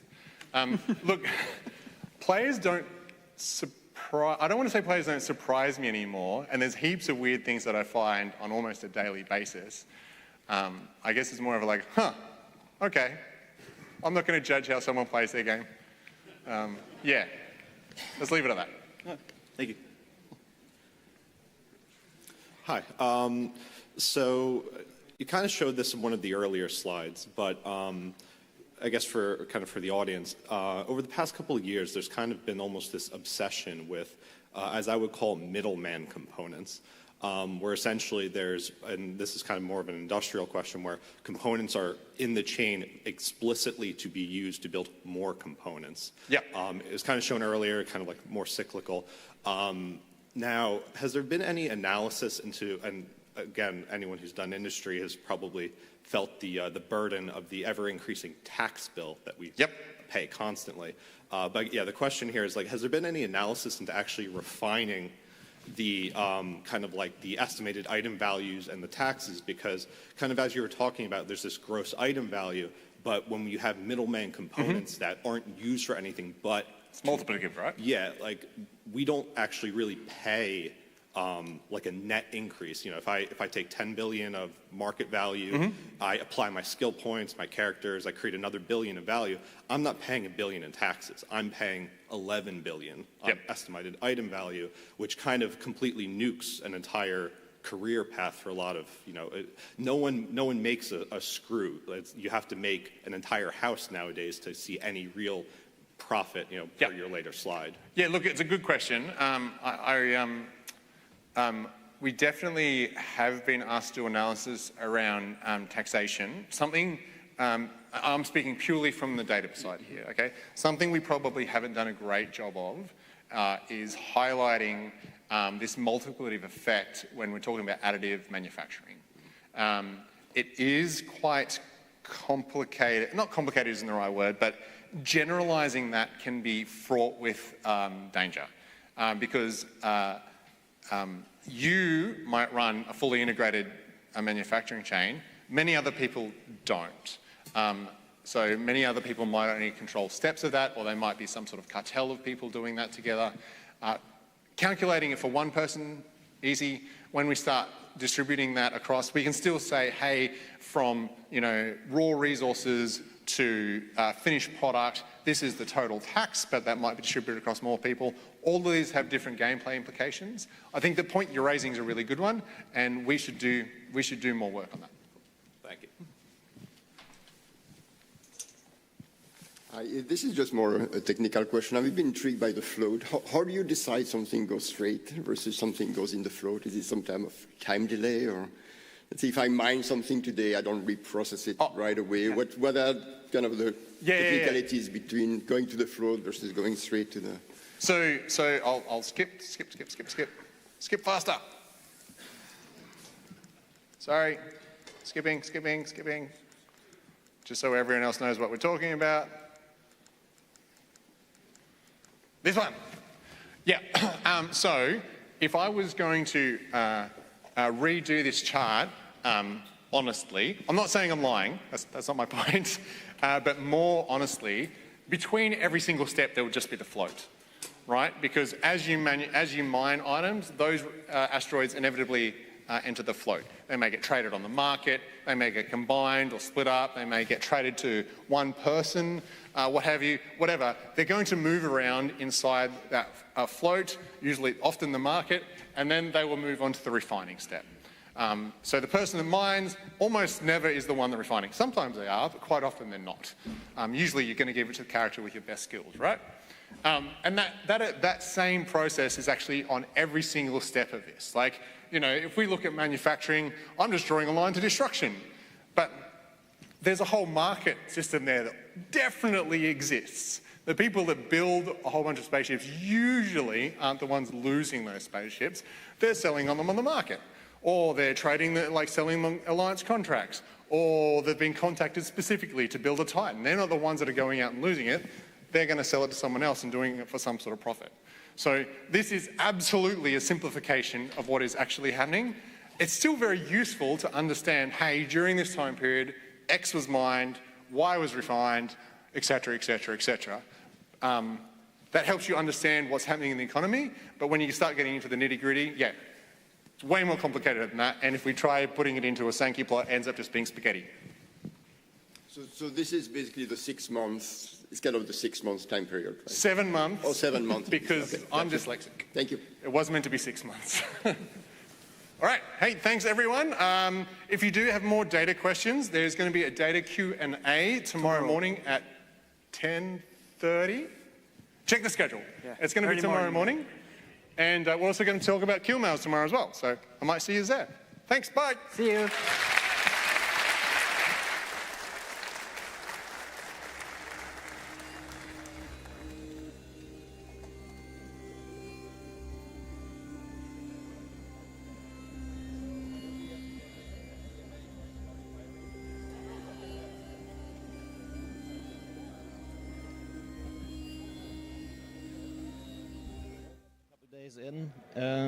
I'm hanging in there. It's technically the first day, but we are a couple of days in, more than a couple of days. Yeah.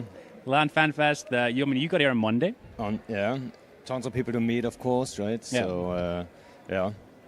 We just had a data presentation on, and it's interesting. There's one thing that I've learned from working at CCP, being a little bit data-driven can be super helpful. Have you ever been very data-driven in anything Eve-wise? I gotta be honest, I'm not that much of a data-driven guy. I kind of like to, just get out there, get it done. I might look at the kill board and stuff like this. At the end of the day, it is data. It's not the best data, though, right? Yeah. And you got to be aware, I think. But yeah, I love to look at some data. It's the overall data here that was presented. There was some good stuff in there. Heinrich was sitting basically next to us there, and I thought at first the stats that were shown were all-time kills. And it turns out it was actually the kills he made from last Fanfest. Yeah, in this period. Which is kind of insane, right? And I'm saying that I've got a couple of kills on my killboard, of course, but That was nuts, right? Yeah. After the last expansion, when we got Mercenary Dens in, I waited a little bit, and I thought, I want to go and raid these. I want to see what that gameplay is like. And so at first I was just going from Fountain, I was going to Cloud Ring, and every time I put one up, almost immediately they were getting hit and they were getting killed. And I was like, okay, this is like, they're very protective, and they're. Yeah, it was still the feeling out phase where people were figuring out, Yes. okay, is this our area to put them up, or is it But yours? what I decided to do is actually map out, like, a few months later, when it was, in January or something, I mapped out all of the Mercenary Den kills in all of the game through Zkill, pulled them all out, and just saw how many had died in every region, and which regions are busy, how many are there in total, and it kind of painted this picture for me. And I was like, okay, I'm using the data to figure out where do I want to go and hunt these down. And it kind of painted like, you should go here and mess with them rental there. areas are probably a good bet. I tried it in, not Tribute. What's the... Up in Vale, or? No. You were above, I know. You were like above where Boss is staged. Northwest of Vale. Yeah. I forgot what the rental region is, but yeah, that's almost entirely You rented didn't out. stage there, though. You were going there every day and kind of mapping it out. Yeah, I put some chars in place to find some warmer connections and then, have a reliable way to get there, which turned out to be a little bit harder. Those guys actually adjusted also, made sure there's no wormholes left alone. Yeah. So it got harder and harder over time, but it was a nice little test run that we did there, and it was good fun. I thought having a location to go back to every time is invaluable. Yeah, so I was looking at NPC in Geminate or something. Like you could have one place where you just have your base. What actually turned out to be better is I staged in Conora for a while, and I went from Conora and I could reach into Geminate. I could go down into Dronelands. I could go into all kinds of places. And those were the ones where I was like, okay, these are where the data had told me this would be a lucrative place to try and go. Took a few buddies, and we got a few small gang fights out of them. It was kind of fun. One thing that I'm thinking about too is Drifter wormholes could work that way too, right? Sure. Especially, we don't know exactly what's about to happen with them and stuff. I mean, we can all take a guess, right? What do you think is going to happen with them? My guess was always there's going to be NPC stations in there owned by those 5 factions. People came to that kind of a conclusion very early on. Exactly, they were like, there's definitely going to be this. And, maybe everyone just ran with by everyone else. And it's actually completely different, of course. But I remember you were just going, Bjorn, don't F him up. Don't mess up my Drifter wormholes. That's true, yeah. I got a little worried, Whenever projection is in the talks, you got to be careful. But I mean, projection is a huge thing. It's not just ANSYs. Exactly. It's wormholes. It's a lot of other things. Whenever I say that, I'm not an ANSY hater, right? I mean, kind of, right? But no, I always talk about the whole concept, right? Wormholes are part, Drifter wormholes, filaments are part. Yeah, obviously, I wish we were in a world where we didn't need filaments for roams. Yeah. But how do you feel about it now? It's been out for a while.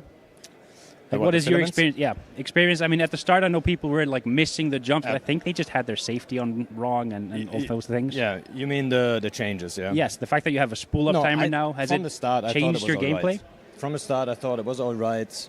It always felt a little bit too easy, bouncing saves and then filamenting out right away. Give people a bit of an opening, and if you have a big group and you want to filament together, there's a higher risk involved because the time is longer. Makes total sense. I've not had problems filamenting out as a smaller group, so I mean, problems, but not unsolvable problems. So. No, I like them. It's also more focused towards extraction out of Potsven because those spool for much, much longer. But I think you've started to just go through wormholes when you're trying to extract back through Potsven and get back to Jita. Yeah, I mean, whatever fits the need at the moment. Is it a wormhole? Is it a Potsven filament? It changes every time, basically. Yeah, I know a few guys who were really mad at it at the start. And they were like, they loved just living in the supermarket that is Jita. Warping to a safe in Jita, hitting a magic button, and then they had content possible. And right? I get it. I mean, the risk was I loved it. I mean, I enjoyed it. Right? Yeah. But it also felt a little... Yeah, but so those guys were worried that you could never filament out again. True. Because people would just say, okay, now it's worth actually probing, so there's always going to be a prober there. And if it's someone skilled enough, he'll always catch you, right? And that's always the problem. But I think there's a a good sweet spot that was achieved there. Yeah. I really do. Another actual thing that I didn't realize this might do is it pushed some people that live in Jeddah to go and live on the edges of nullsec instead. So a group that I fly with sometimes, my friend Dexter, he flies with these guys in Honor Point. They decided to move to the edge of like horde space, and they decided to not have that comfort of Jeddah ships just having anything they really want, having limited things to work with. So old school deployment style almost. Kinda. Yeah. And they were living just on the edge, and I think they're still doing that now. They mess with the jump bridges, they mess with sky hooks, I've heard the stories ESSs. from him, yeah. And Dexter told me that Damon actually said one thing to him which surprised him. He doesn't feel like he's kind of just filamenting around this wasteland looking for content, because that's kind of what filament felt like. He felt like he was playing EVE again because he had limited resources. He felt like it was more EVE to be local and to get to know, oh, that guy's back. They're bringing this thing again. He also probably felt more of an achievement and objective, right? Yeah.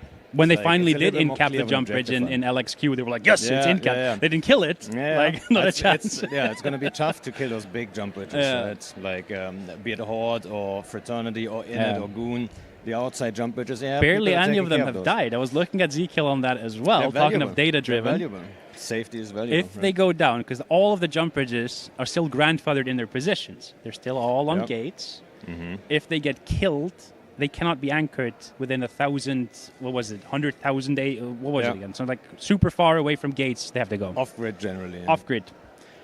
A lot of them, I think only 2 of them died last month, which means... There's a lot of them out there still. Yeah. And one problem I have with them is whenever I go and just ring a doorbell, reffing an Ansiplex just for fun, now they take it super serious, right? Yes, 'cause they don't they're wanna lose well, it. We know he's probably just here to get a fight, but Yeah. if he refs it, someone else might just show up and kill it anyway. Yep. And then they have to go anchor it somewhere completely different. It's not where they're... Or it's just a good excuse to really overform and just, get an easy snack in. Yeah. Bit of both, probably. Yeah, probably both. Right. You're right. Yeah. But I'm looking forward to seeing, like, will there be like a domino effect if one group starts losing more of them? Hypothetically, let's say Init lost a bunch of theirs going into their space and around it, and all the grandfathered ones that are easy, do you think Init would go, well, we've lost ours, let's just go burn the other ones down? Or if it happened to Fraternity, or if it happened to someone else? No, I don't think on an alliance level people take it that serious. Like Dark Shines wouldn't be sitting there thinking, oh no, we can't lose this one. It's a nice to have thing, and I think he's happy that there's an objective. Yeah, it's not the that end we of the can world hold if it this. goes off the grids they're on Exactly. now. Yeah, you're right. But he wouldn't start a war for it, No, I mean, no. He might. I don't know.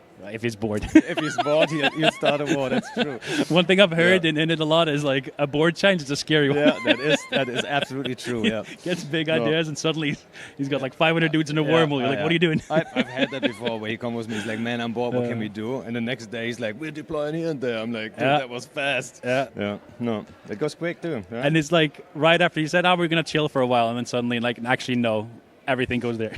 No, yeah. It must be fun being in that position. Have you ever been in like the same position he's in, or have you always been kind of helping him? There was a phase in it Where you felt like you was were doing it together? basically Bliss, Shines, and me leading, and it was kind of like the full-on leadership of pushing the alliance was never my thing. I was always like more of a supportive guy, and then focusing on fleets. Yeah. I mean, the Eviction of Rage, obviously, I took charge in that one. There's like other ops or campaigns, short campaigns that I did. But to say like the big picture alliance, this direction we're moving in, that was never me. No. That was always... I think you need a Shines. certain mentality to want to do that as well, because you have to deal with a lot of drama as well, and I don't think you're great with drama either. Yeah, I've always been good at avoiding drama. Yeah. But yeah, it's a lot of work. It's a lot ton of work, and I don't get how those guys... I don't understand how Shines gets the energy to do other I have things no than idea. run it. No. The best example is the last big war. Like, Yeah, you were both telling went in me. there. Yeah. We both went in a pretty. I wouldn't really call it burned out, but we were already like busy with other stuff, and then this war kicks off. We are being invaded first, and everyday fleets, and the hostiles are forming casually 1,000 dudes, and we're like, okay, and yeah. Shine just keeps forming fleets every day. Yeah, you gotta. Yeah, that's a lot of commitment. a lot of time. It is, yeah. And energy. Yeah. I know a lot of people have been saying, I got a friend who's been walking up to every goon here going, I hope you guys invade, even though there's like no reason for them to. But I think some people are feeling the urge to have some kind of action like that going on. It's been a while since the last like really big war. Yeah. I think goons invading us is probably very unlikely at this point still. Friendship is still there, you know. But even though there like might be some friction the going on. Great Reset happened, right? Yeah, it's a it good doesn't step. mean it like you often talked about it. It's not out of malice or like that you don't like each other. Exactly. You just want more targets. And I was watching actually again, data driven. I was watching the amount of kills that every group was getting every month to see did this have an effect on total kills of these groups, and all 4 of these groups, Fraternity, Horde, It all went up. Yep, Imperium, and Init, they all went up a little bit. Yeah, it would be a shock if it went down. Yeah. That would be, I'd be mind blown. But Yeah. no, it's. I think that was a good move. I've been pushing for that for a long time. Actually, it spurred me to finally start roaming again. There was something about Dexter kept asking me to go out roam, and I was like, yeah, I'm good. And I would just do my MTOs, and like that's the gist of what I would do when I logged in. But then after the reset, I was like, okay, I can only just ignore Fountain, and I can shoot anything else. Yeah. And then I started roaming again. It just made me realize so much more how annoying it was before. The bleed blue to like half the... I'm forming public fleets with like Yes. public guys, Yes. like a Dexter or like whoever, or Nicholas or whoever joins me at the time.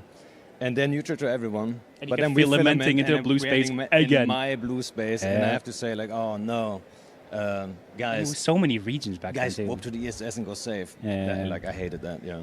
I was often watching from the sideline and going like, why doesn't he just leave and do his own thing? But then you don't want to leave. You have so many ties to Init. Those are my guys. Yeah. What can I, Those what are your can I boys? do? Yeah. How long have you been in it? 17 years. 17 I think years. so. 2008 I started. Maybe Damn. 2009 I joined. Something like this. I don't know. Yeah. A long time. I know A long CCPers can't be biased, but data-driven, yet again. I've gone to many different groups and flown with many different people. And there's something about being in it. Maybe it's because I'm flying with you guys. But I don't think I'm going to be leaving anytime soon. That's good to hear, my dude. Yeah. Yeah, we can always use it. What I have learned, and we were at the Init meetup yesterday, is that I don't really feel a part of the group just yet. I don't really join fleets all that much. You know, and I that kinda starts should. when you go through some bad I think I should times. FC some fleets. No, you heard the songs though Yeah. at the Init meetup. Yeah. It's very wholesome. just saying. But you heard some songs, and then one of the songs is always like, you know, hold on another day kind of thing, you know. Usually it's about the hard times. It's not always about like it's that which kind of praising the good molds you times. together. Exactly. I And, think we since you joined, I have thi- to wrap it up. I believe Becky is going to be on in just a second. We talked about it before. Mhm. She's a prominent YouTuber which has like a ton of super interesting like space-related just info that she goes over. She's going to be a keynote speaker here coming on just in a minute. Enjoy. We'll see you guys in a bit. See ya.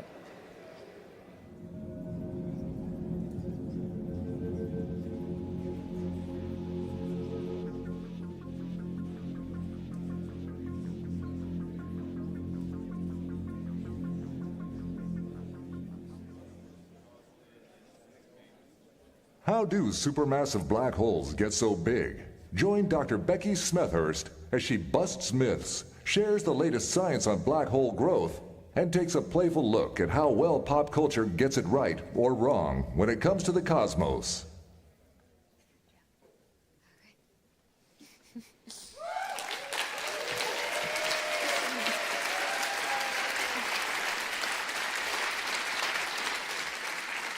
Well, good afternoon, everybody. Thank you so much for deciding to share your afternoon with me to talk about my personal favorite topic, black holes. And in particular today, first thing I want to do is I want to challenge some misconceptions that people have about black holes and convince you that it's not actually easy to grow a black hole. And that statement often throws people a little bit because people seem to have this picture in their head of a black hole as just an endless hoover, a vacuum cleaner just sucking everything and anything around it up into it. But they are not like that at all. I want you to get rid of this idea that black holes are hoovers. Banish little Henry there from your mind. And instead, if you were going to picture a black hole as anything, I want you to picture them a little bit more like a sofa. This will make sense, I promise. Think about it. Your sofa is very unassuming, right? It's just sat there in your lounge, in your living room, very happily. Nothing is getting sucked towards it at all. But if you lose something down the side of those cushions, right, it is gone for good. So let's get into this. Let's explain what I actually mean by that. To understand black holes and what they actually are, the first thing we have to understand is escape velocity. Escape velocity is the reason why if I jump, or anybody here jumps, gravity pulls us back down, right? Because we can't jump faster than what's known as the Earth's escape velocity of 11 kilometers a second, or for the Americans in the room, 24,000 miles an hour. The only things that can do that are rockets, right? And this is evidence of why you should always get the window seat on an airplane, especially if you're flying over Florida, because you might see a launch from Kennedy Space Center out of the window. And by sending rockets at that speed of 11 kilometers a second, they can be given enough energy to either escape Earth's pull of gravity, make it to Earth's orbit, or escape the Earth entirely and explore the rest of the solar system and maybe even beyond. The key thing here is that the further you get from Earth's surface, the escape velocity, the amount of energy you need, drops. You don't need as much energy. Now, a black hole is black because its escape velocity is greater than the speed of light at 299,792 kilometers a second. That is 27,000 times bigger than Earth's escape velocity. It's why black holes are black, because nothing can travel faster than the speed of light. We learned that from Einstein. Nothing can escape them. We don't get any light from them. We don't get any information from them. At least only when stuff gets too close. Further away from a black hole, you don't have to be traveling that fast. You don't need as much energy to escape it. It's only when you get too close to it. So to understand that, we need to understand how a black hole is formed. Now here's another of our common misconceptions. Black holes aren't holes.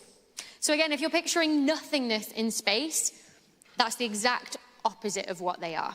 A better name, I always like to argue, would be dark star. Because black holes are formed from stars, specifically dead ones. Because during a star's life, it's this constant fight, right, between gravity pulling inwards on all the matter and material that's there, and then pressure pushing outwards back against gravity from energy that's generated by nuclear fusion in the core, right, that makes light and heat and keeps the star shining and pushing out. But when that process disappears, when the star runs out of fuel to do that, gravity starts to win and the star shrinks in on itself before going supernova. So here's a better little animation of what that might look like, right? The outer layers actually rebound off the really heavy, dense core and get thrown outwards in a beautiful nebula. But the core of the star there has nothing to resist the crush of gravity down anymore. And it collapses and continues collapsing under gravity to form something so dense that not even light can escape it. And that's when we end up with what's known as an event horizon around whatever the black hole actually is. It's sort of what we define as the black hole is inside the event horizon. And it marks sort of this sphere of space where you're no longer getting any more light and no longer getting any more information. Nothing is visible to us. And a process like this supernova, makes black holes that are around about 3 to 10 times heavier than the sun. This is the only process that we know of that can produce a black hole. Nothing else in the universe, as far as we know, is strong enough to collapse all that material down under gravity, make it that dense.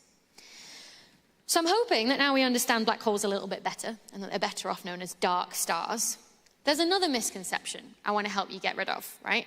I literally just explained to you why black holes are black, because light can't escape them, so we don't get any information from them.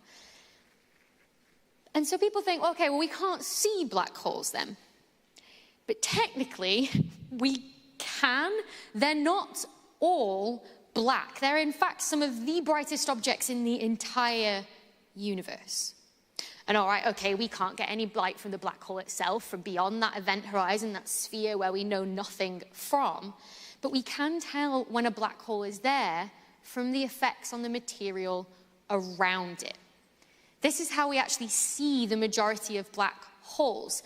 A black hole can, if its gravity is strong enough and there's material close enough to it, draw that material down so that it starts to spin around the black hole in what's known as an accretion disk, accretion just being a fancy physics word for takes material in under gravity. And it heats it up. And as it heats up, it speeds it up to the acceleration of the gravity, and then that heats it up, and when it heats up, it starts to glow.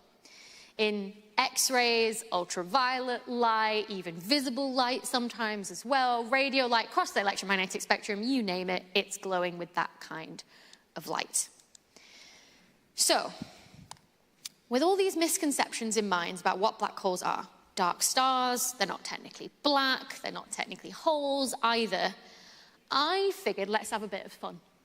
Let's review some black holes in pop culture, in sci-fi, in fantasy, in your favorite films and TV shows and games. And just, constructively criticize them, let's say. And of course, this is the Eve Fanfest, so let's start with Eve, right? I don't play Eve, but my research online of all the lore tells me this is the Eve Gate. And this is another misconception I want to challenge. The Eve Gate is not a black hole, it's a wormhole, and those are two very different things. A wormhole is something you travel through. It's like a tunnel, whereas a black hole is something where stuff gets trapped there. It's quite literally a dead end. So there's nothing, you can not really go anywhere through a black hole. Now, out on the other side, I believe this is a remnant of a collapsed wormhole, collapsed Eve Gate. And we've got this sort of rendering. It's very beautiful, I'll give you that. The idea is that the wormhole has now collapsed and given us this, which is shining. Now, wormholes, unlike black holes, are completely hypothetical.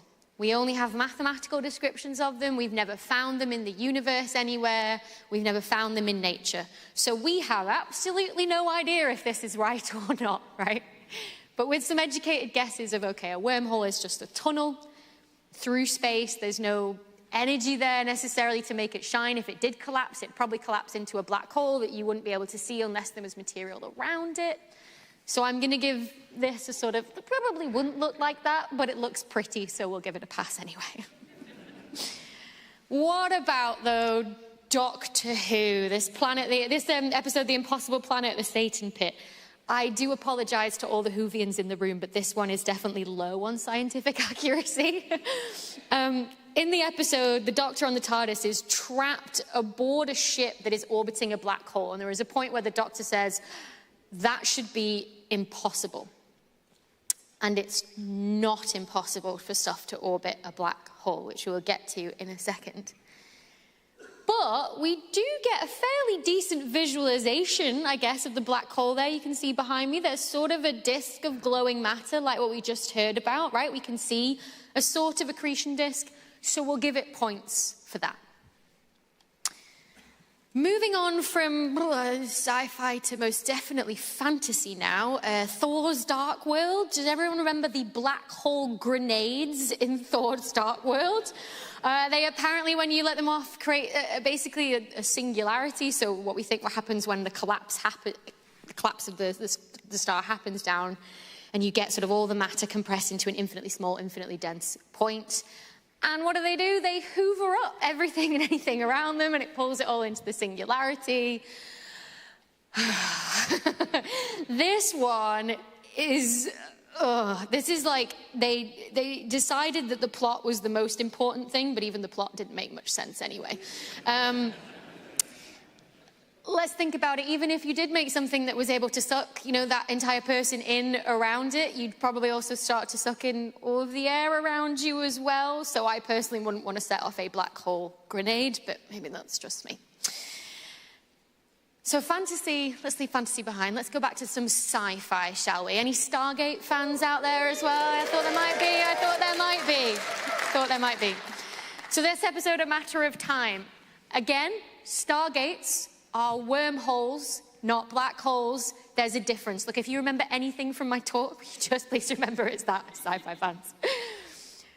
Now, in this episode, what we've got is a Stargate. Let me play that again so you can see. We've got a Stargate connecting to a planet that is in orbit around a black hole.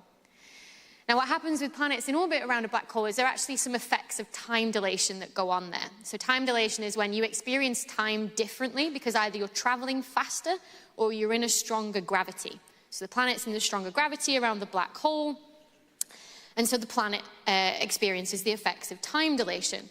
But supposedly the time dilation is seeping through the Stargate. You'll see the man in front of the Stargate's moving really slowly, that actor, because he's been told to act out time dilation of what's going on. That wouldn't happen at all.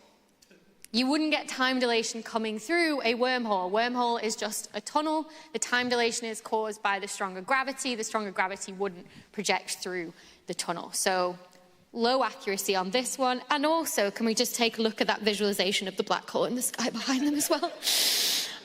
Looks more like a galaxy than a black hole. So again, minus points. I feel bad now because so many of you cheered for Stargate. And a question I get asked about this a lot is, well, this was made in the 90s, so wasn't it accurate back then, though, compared to what we know now? No. So still minus points for accuracy, but, you know, still a great program. And then the one I get asked about the most is Interstellar.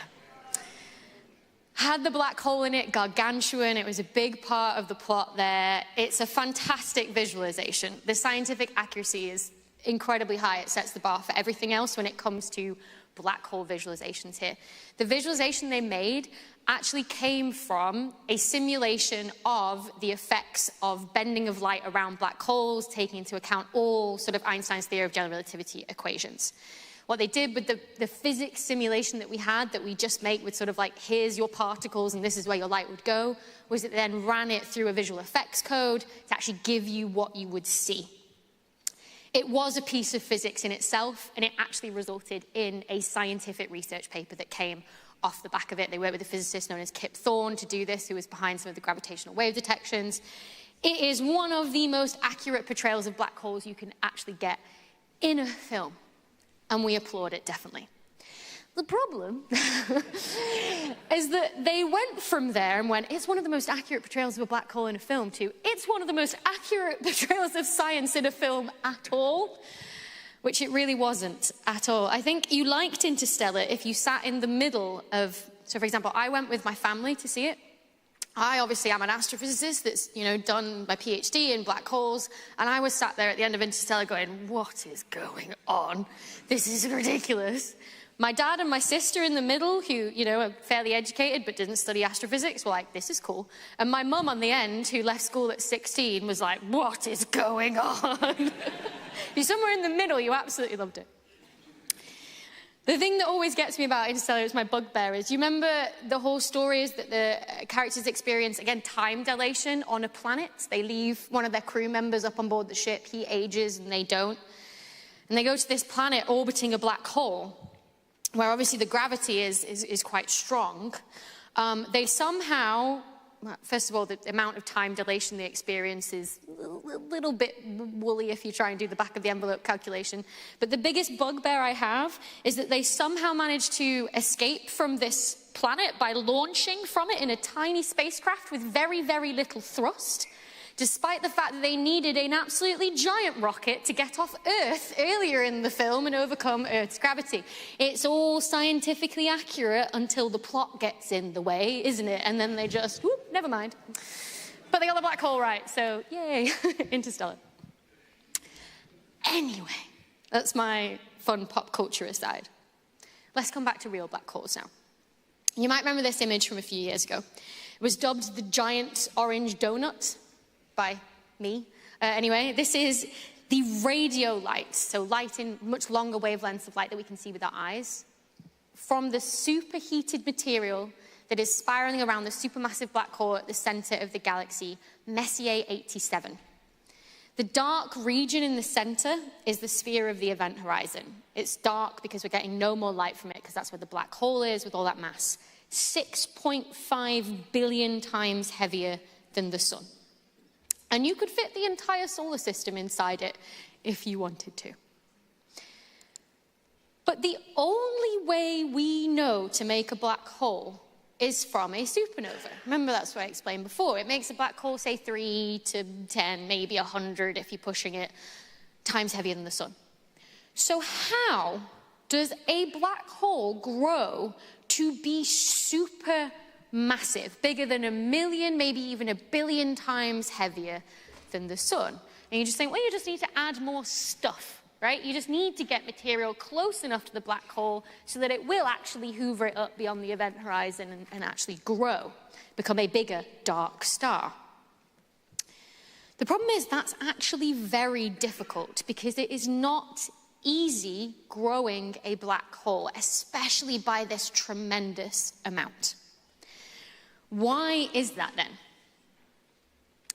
Well, first of all, we have to remember most stuff in the universe just orbits other stuff, right? So in the solar system, right, all the planets, the asteroids, the comets, the detritus that was left over from the formation, right, they all orbit the sun. If I could take the sun and squish it down so that it became a black hole of the exact same mass, so exactly the same amount of material that was there, it's as heavy as the sun is now, Earth and all the other planets and stuff in the solar system would happily keep orbiting it, no problem. Because you haven't changed the gravity in any way. The mass is the same, even though it got a bit denser. A bit denser is a bit of an understatement, but it got a lot denser. It would just continue to orbit it, right, very happily. You would somehow, if you wanted to get Earth to fall into the sun that became a black hole, you would have to somehow take energy away from the Earth, so that you would change its orbit and it would fall in. Or equally, you could give the Earth more energy, give it a boost, and it might escape it entirely. Just changing the sun into a black hole would not suck up everything in the solar system into it, because black holes aren't hoovers. And that is true for also all of the stars and the gas in the galaxy as well. So just like with planets around the sun, all galaxies have a supermassive black hole at the center with stars orbiting them. So behind me is a time lapse of the center of our galaxy of stars, the Milky Way. It's taken over a number of years and it's sort of played back to back, so you can actually see them orbiting something in the middle when there's nothing really visible that's in the middle. There's actually one star that's highlighted there by that circle, which is the closest in to the center of our galaxy.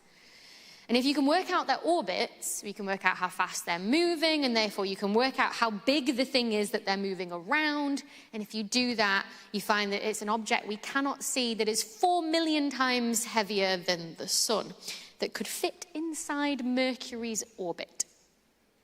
The only thing that can be is a supermassive black hole. And that work actually won Andrea Getz from UCLA a Nobel Prize back in 2020, doing this and measuring that mass of the Milky Way's supermassive black hole. So all the stars in our galaxy are just orbiting the black hole in the center, including the sun. You are here-ish, right, on the outskirts of the Milky Way and the suburbs. It isn't an exact position. This is a Milky Way look-alike, because we can't take a picture of the Milky Way like this because we're stuck inside of it. You'd have to send a spacecraft with a camera like tens of thousands of light years above it to then look down and take a picture like this, and we don't have that technology. But the sun is just one star of hundreds of billions in the Milky Way, along with a load of gas. You can see it, right? You can see the stars, but you can also see that fuzziness there in that galaxy too. Now that gas can be used to make more stars. Hydrogen gas makes more stars, or you can use it to fuel your black hole. Problem is, it's happily orbiting the center, and it will continue orbiting the center unless you take energy away from it somehow to get it to tumble towards the middle where it can be used to grow the black hole. Same way as I was just talking about with the Earth, removing energy from the Earth to get it to fall towards the sun. So you need a process that disrupts the gas somehow. What processes can do that? Well, we think a chaotic merger of two galaxies coming together can do that. We see this happening across the universe. So here's just sort of like some snapshot images from the Hubble Space Telescope of galaxies in different stages of mergers. This merging process takes 1 billion years. So it's not like we can just take one telescope and watch it happen. We look in one direction, we see one that are just starting to merge. We look in another direction, we see one that, you know, they're already merging, right? And we slowly put it together, sort of piece it together across looking at different stages of what this might look like. And thanks to simulations as well, we have a pretty good idea. And it's in this process that all this energy gets exchanged, momentum gets exchanged as well, and essentially what you do is kind of like just scrambling up some eggs, right? Everything gets scrambled up, a load of stuff sinks to the center. You actually ruin this beautiful spiral structure that you might start with, what we have like a flat disc, kind of like a fried egg, essentially, right? You have this flat disc of stars. And eventually what you end up with is just sort of this blob of a galaxy at the end, where instead of this flat disk that's everything's rotating in one plane like the solar system does, everything's still orbiting the center, but it's all doing it in very chaotically on different orbits. It kind of looks like a beehive.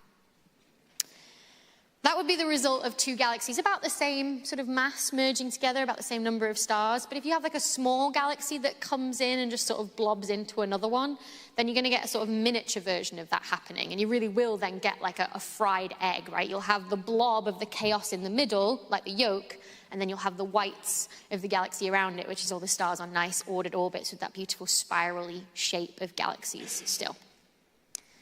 And so what we think happens is that when you get two galaxies merging together, no matter how big the galaxies are, you're going to increase the mass of the galaxy in terms of how many stars it has, and you're going to increase the mass of a black hole.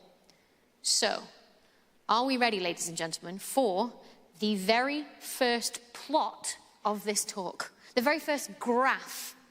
And I think it's quite bright in here, so it's okay, but I usually give people a warning. The next slide's going to be white, so it might hurt your eyes ever so slightly. There we go.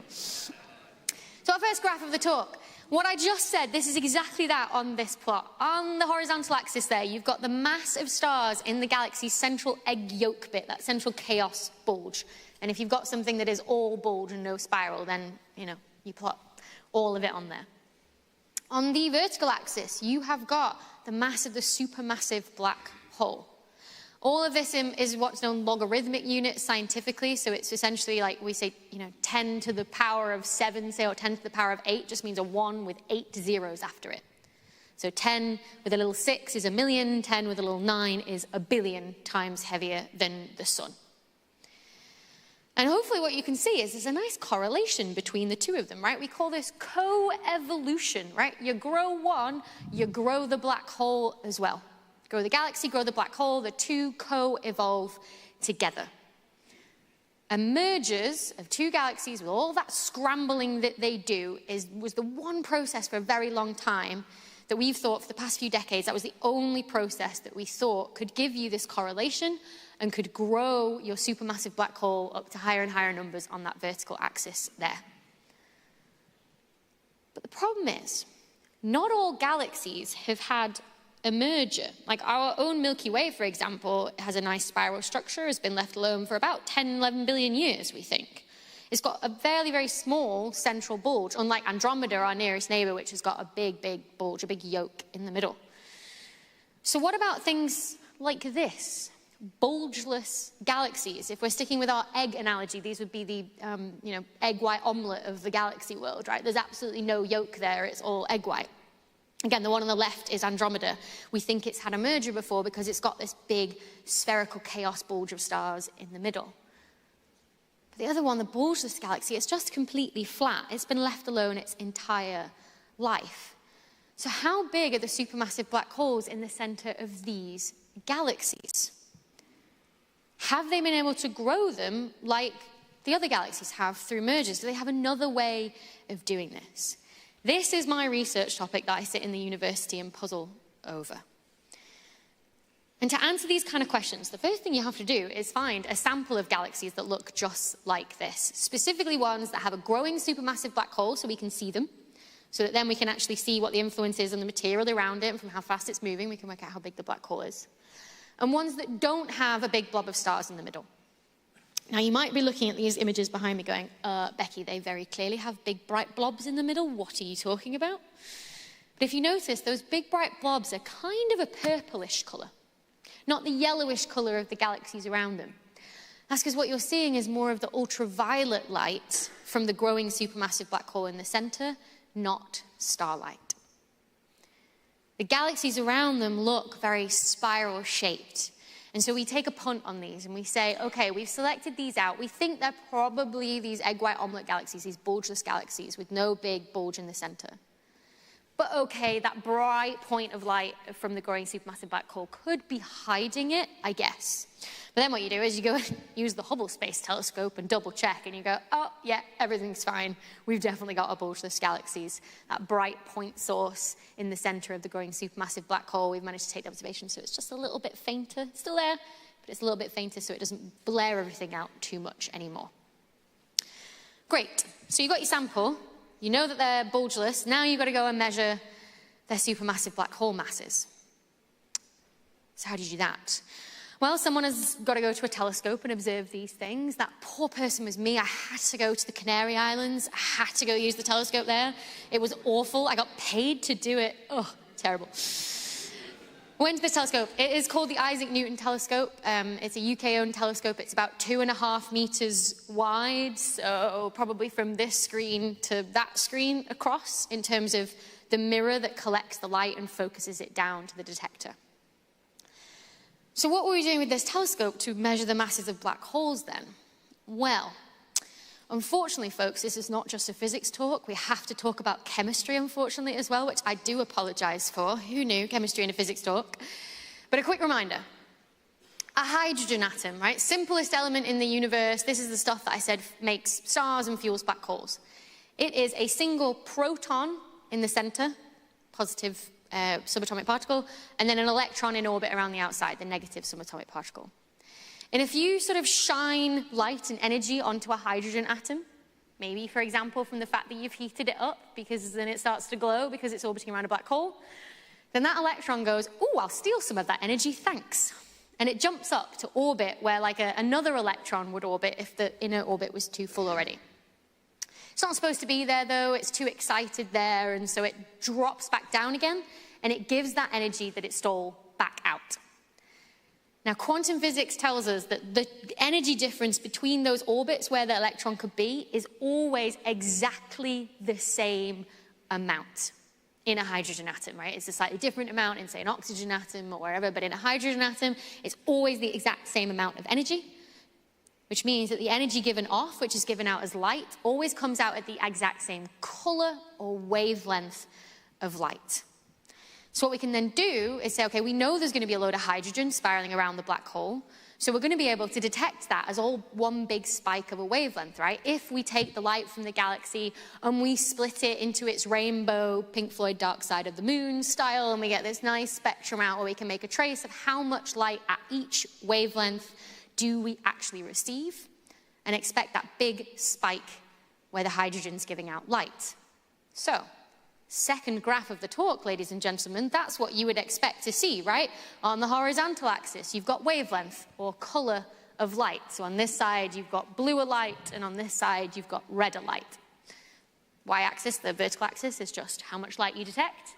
And so you know all that hydrogen is there, so you know it should be giving off loads and loads of light at this one specific color and give you a big, giant spike at that color. But that's not what we see. Are you ready to see some real data from the Isaac Newton telescope of some hydrogen light that spirals around a black hole? That's what the white line shows. It's noisy because the atmosphere is in the way, and, you know, instruments and telescopes aren't perfect, so it wobbles up and down a little bit. The blue line, which I'm hoping you can see, is like a fit to it, and then I've just shifted that fit down in the red so you can see the shape of it. It is a spike, but it's not a super sharp spike like we detected. It's been like smeared out. It's been broadened.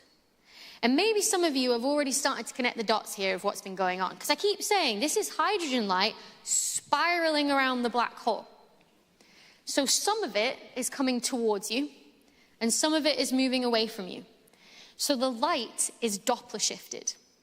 We all hear this Doppler shift every day, pretty much, right? Every time you see, like an ambulance that races past you or a police car, if you stand on a motorway bridge and let cars run underneath you, you hear this, right? An ambulance siren, as it comes towards you, the sound wave as it comes towards you is getting squished by the motion of the ambulance, like pushing it towards you. And you hear the sound change to a higher pitch by squishing the sound. Then as the ambulance races away from you, it like drags the sound wave with it, and you get a much longer sound wave, which you hear as a lower pitch. The same thing can happen to light, but instead of hearing pitch changes, what happens with light is it gets red shifted or blue shifted. It gets its color changed. So on this side of the diagram, where we've got stuff getting smeared out this way, going to bluer colors, that's because the light is coming towards you as it spirals around the black hole. And then on this side of the diagram, as the light spirals away from you around the black hole, is when it gets pulled away from you and you get a longer wavelength and you get a redshift of light and you smear it out. And the really fun thing is that the amount that it gets smeared out by is correlated with how fast it's spiraling around the black hole. And how fast it's spiraling around the black hole is from how big the black hole is. So if you can measure how wide that thing is on a graph, you can measure the mass of a supermassive black hole. That's incredible that we, like as humans, have figured out how to do that. Like, think of the hundreds of years worth of scientific research, all the little pieces of the puzzle from chemistry to quantum mechanics to physics to the engineering and the developing of the instruments and the telescopes that had to come together so you can make one tiny little measurement like that measures something so incredibly massive. Like, I get goosebumps. I still, like, thinking about that. And, like, I still to this day can't believe that is my job to do that. It's incredible. It blows my mind. Yeah, I think that does. Yeah. Let's need a round of applause. Yeah. Standing on the shoulders of giants and all that. That's what this is. So, the idea was, we went away with all those bulbous galaxies, did this, measured their mass, and what we wanted to do was put them on that graph we saw before. You remember the really bright white one that kind of hurts your eyes? It's coming again. There you go. And we wanted to put them on here. We said it meant co-evolution, the mass of the galaxy and the mass of the supermassive black hole growing up together because of mergers of galaxies, we think. But now let's see what happens if we add all of our bulgeless galaxies that we think have never, ever had a merger. They lie like that. And if you're thinking, hang on a minute, why are they all arrows? That's not a data point I've ever seen. Do you remember there was the purple light that could have been hiding the bulge underneath of it? It was the purple light from the supermassive black hole sort of blaring everything out. The arrow is basically say, like, that's the maximum amount of like a bulge of starlight you could hide under there. But it's probably over here somewhere, maybe here, maybe here. We're not entirely sure because we haven't got good enough data to tell. But we know they're roughly there. We know the black hole measurements are right, though. So regardless of where you put them on this axis, they're absolutely massive. That top arrow there on the plot, can you see it? This one up here? Take it across the left to a 9. Again, we're a log scale, so that means a 1 with 9 zeros after it. That's 1 billion times heavier than the sun, supermassive black hole in the center of a galaxy that has never had a merger with another galaxy, which is the only process we know grows supermassive black holes. Oh, what is going on there, then? That is weird. We don't really know how these are growing yet. We know that it's not mergers. And we can't really observe what's going on because we just get this snapshot. And this is really when we have to sort of like wander sheepishly down the corridor or knock on our colleague's door, the ones who like run big simulations of the universe on computers and go, hi, I have this result I can't explain. Can you have a look in your simulations what's going on? Do you find the same thing? And the cool thing is about simulations is you don't just get a snapshot. You get to sort of see what's going on with time. So you can make plots like this and say, okay, if I put time on the horizontal axis, and yeah, I don't know why it's flipped. I don't know why today's on this side and why early universe is on this side. Simulations theory people, they're weird. We don't question it. They flip it round. But here's today. And basically, if you look in a simulation on how black holes have grown, and you like plot a cumulative growth, and you say, okay, what's coming from mergers? That's the red line. You follow it all the way to today.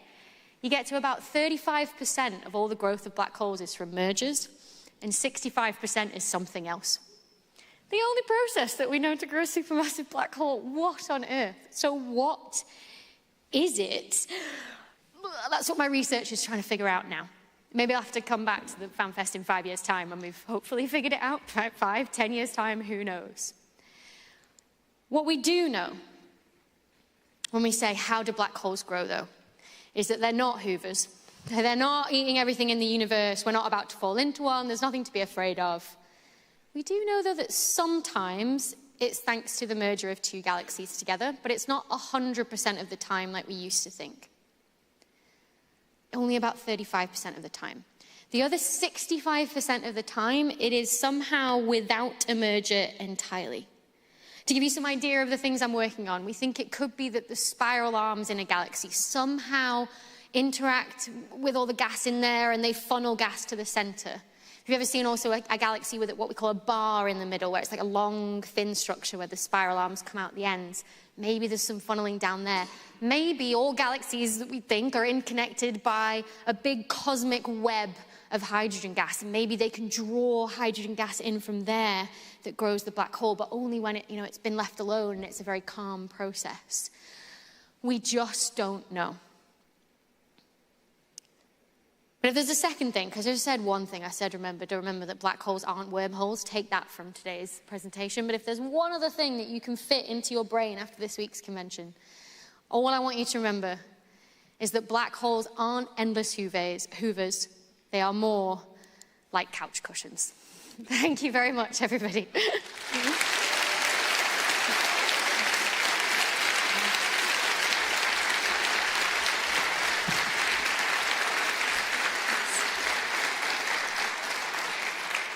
We are going to take some questions now as well. I believe there's going to be a microphone, over there, ready and set up for anybody who has any questions about black holes.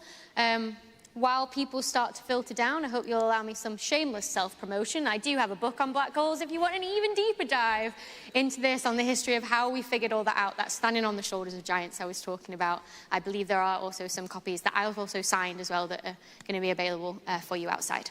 So. Hi. Hi. Yeah, I have a question about the last slide with the simulation.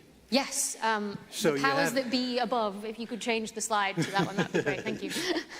So you had, in the simulation, you had black holes being grown. So there must be some physics in the simulation that you could probably grab out. So do you have any idea or theory crafting for me? Yeah, so we've been looking into this. I don't run the simulations myself, so this is one of these things where you go and speak to the people that do, and you say, can we pull different things out? And can I use the simulations like I would the observations? Like observe a simulation, if that makes sense. You just get the snapshots out and see if you can piece something out of there. Again, the ideas coming through are this funneling of gas down spiral arms, the bars, the cosmic web. It's difficult, though, because in simulations, what you don't have a particle for every star in a galaxy, for every gas particle in a galaxy. One particle in the simulation is more like 100,000 gas particles. Yeah, this slide. It's more like 100,000 gas particles. So when you actually sort of simulate the physics of what's going on, and it gets sort of close enough to the black hole, one particle in the simulation, it sort of becomes part of it, right? So we're not quite down to the fine enough scales to be able to tell specifically like which one exactly is responsible for it, because we can't pick them out on the smaller scales. What people are trying to do now with simulations to do that, to give us better ideas of what to look like in observations, and when we observe these simulations, is what I've been doing, is what's called a zoom-in simulation. Is that if you start from afar, you have a much bigger grid, and one particle means, a lot more stars and a lot more gas particles. But then you can zoom in to a finer and finer and finer grid towards the center, where you do start to get that resolution. That is right at the cutting edge of what we're able to do at the minute with, the supercomputers that we have. But hopefully, as I said, in the next 5 or 10 years, we're going to have answers for those kind of simulations. Hi. On your diagram, and I've seen it on others, at the poles there are jets coming out. What are those, and how could they have reached escape velocity? And by the way, love the YouTube channel. Oh, thank you. So jets come from the accretion disk, not from the black hole itself. And we think it's something to do with magnetic fields. There is a bit of a, I don't know, it's sort of infamous now that we tend to ignore magnetic fields in astrophysics because we didn't have the computing power to actually simulate what was going on with them. But now we're starting to be able to do that, pulling together magnetic fields with general relativity and getting a better idea of what's going on. But we think it's the magnetic field that's accelerating the particles to speeds close to the speed of light. And because it's a magnetic field, that's why it gets funneled to the poles as well, and they get shot out into jets. But unfortunately, that's the best answer I can give you as of today. Hi, this question comes from my astrophysicist roommate and is on the topic of the coupling between black holes and the acceleration of the expansion of the universe, for example, as discussed in Corker et al. From 2024. Not specifically that paper, but just more generally. Sure. What new data or observations would start to give you the warm, fuzzy feeling that this idea is how the universe works? Not proof, but in the sense of like, yeah, that could be it. Yeah. So at the minute, I do not get a warm, fuzzy feeling at all when I read those papers. So what this is talking about is the idea that the universe's expansion is not just expanding, it's accelerating. And we call the sort of mysterious thing that's causing this dark energy. And so this paper came out that said, is it black holes that are dark energy? And as the universe expands, do black holes get bigger, which then drives this bigger expansion? The evidence they're using at the minute is actually based on what I just talked about today. They only use galaxies that have had a merger to test this, that have the biggest black holes. And as I've just shown, the majority of black holes seem to grow not through mergers. So there's definitely a massive missing piece there. And the evidence they do have, is very woolly, and I don't believe it. So I guess what would make me believe it is if it was a full consensus of like all the different morphologies of galaxies, spirals, ellipticals, everything, and that they could show that there was a definite difference between observing them 1 billion years ago to now, and they could account for all of the other things that could grow supermassive black holes. Which, as we just heard, we cannot currently do that. So until we can do that, I will not have that warm, fuzzy feeling, sadly. Good question. Is there anything in particular, like a specific event, that led you to want to study black holes?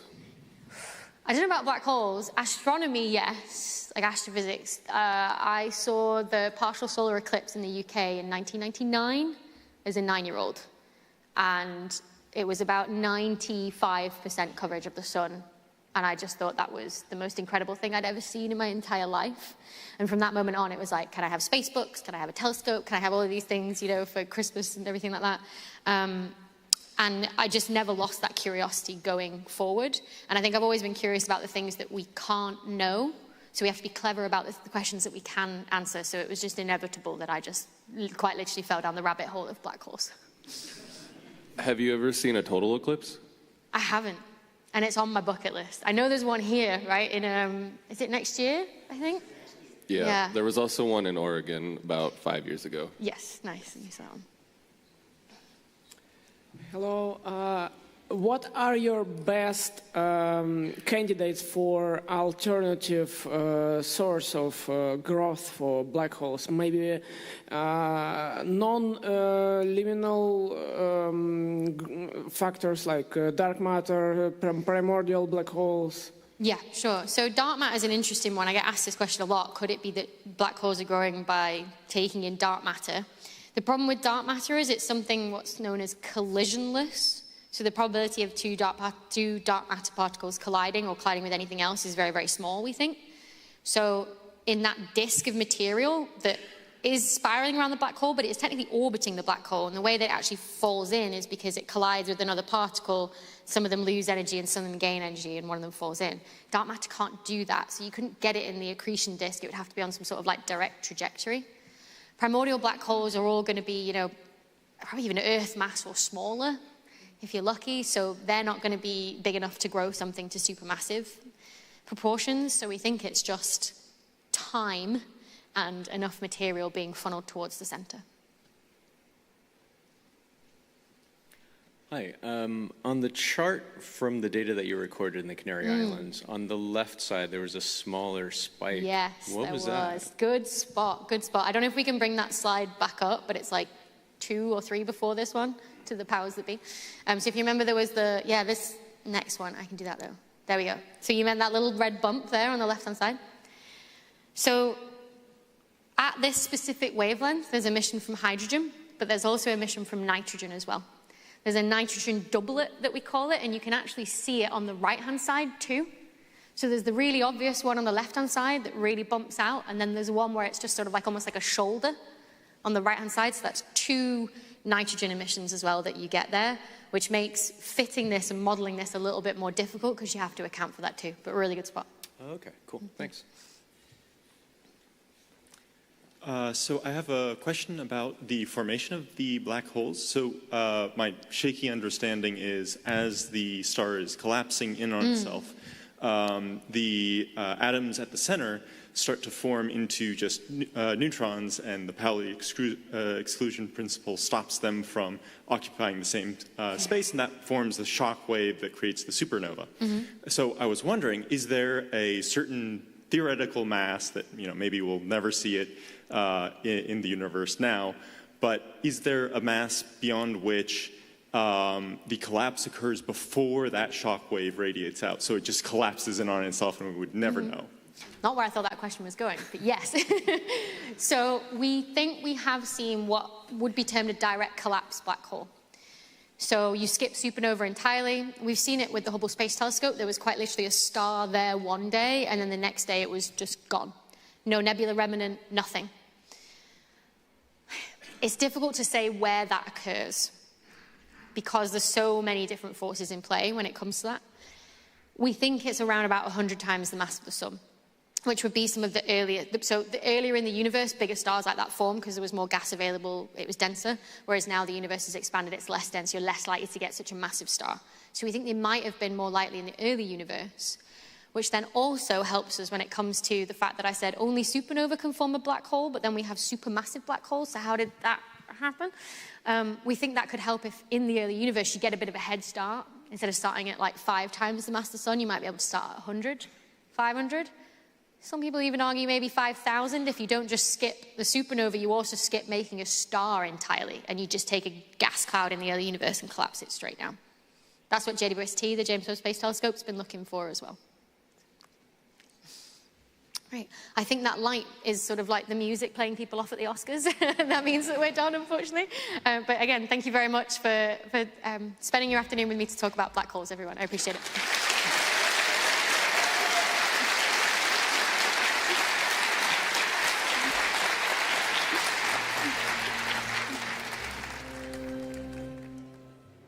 And we are back. What a fantastic keynote speaker. That was Dr. Becky. We now have a new guest with us. I'm sorry. Don't be sorry. Crash Naps, welcome to the stream. How are you? Very good, Bjorn. How are you doing today? I'm doing great, actually. Pando's here. He is, in fact, not being kept prisoner after the potato incident. No, they were saying free Pando. Is that what it's from? I don't. Okay. I found him. He's not. Talking to the mic. No, I'm sorry. Yes, I'm bad at Twitch streaming, so bear with me. Chat. How are you? This is your first FanFest ever. You're quite known by a lot of people already. A lot of people have been coming up to you. How has it been? It has been an absolute fever dream in the best way. Like, it's so much fun. I didn't know. I knew I was going to have fun, but like, it's just been wild since night one. Everybody's been so nice coming up to me, just talking about nerd stuff the whole time. You've been hanging out here as well with your soon-to-be wife, Ash. Yes, Ash is having a ton of fun. She's catching up on some sleep today. Are you already engaged? Yes. Yes. We're getting married next week. I do want to. You're not up on the gossip? I'm Dude, we haven't. Pando and I haven't caught up too much. He didn't invite me. I mean, we're eloping. So it's not. But Ash is having a great time. We did the Golden Circle and stuff. It's just been absolutely amazing. Honestly, I'm not glazing it. It's just been so much fun. Really good to hear. Yeah. Panda's been here a few times. Is this the experience that it usually is? Do you find this to be different than usual? I would say the venue didn't change too much in terms of like meeting people and all that stuff. It's always a good vibe. I remember my first FanFest. I was able to like roam free, no obligations or anything. I was just like running with these guys, doing this event, and then I end up having dinner with another group, and then that was the best part. Yeah, it's just a constant running into these people. The best. Yeah. It's just like a constantly evolving. You wind up one place I think a couple bars got a little mad. It just like turns from 3 people into like 27 people very quickly, and it's just when you were coming here, you're like, Bjorn, there's a place called Pablo Escobar, Pablo Disco Bar. Is that real? I was like, yeah, probably. What do you think of the restaurants and the bars? Yeah, the food and wine, I should say food and just if you're a foodie, you got to come out here. It's actually really, really good. Everything I've had. You were bigging up our seafood. You had some great flounder, you said? I think flounder has been my favorite meal so far. I got to say, Ashley convinced me to try puffin, and I do feel bad about it. And it was not very good. Have you tried it? It's a touristy thing, I was told. Yeah. So I was like, it's probably not that great.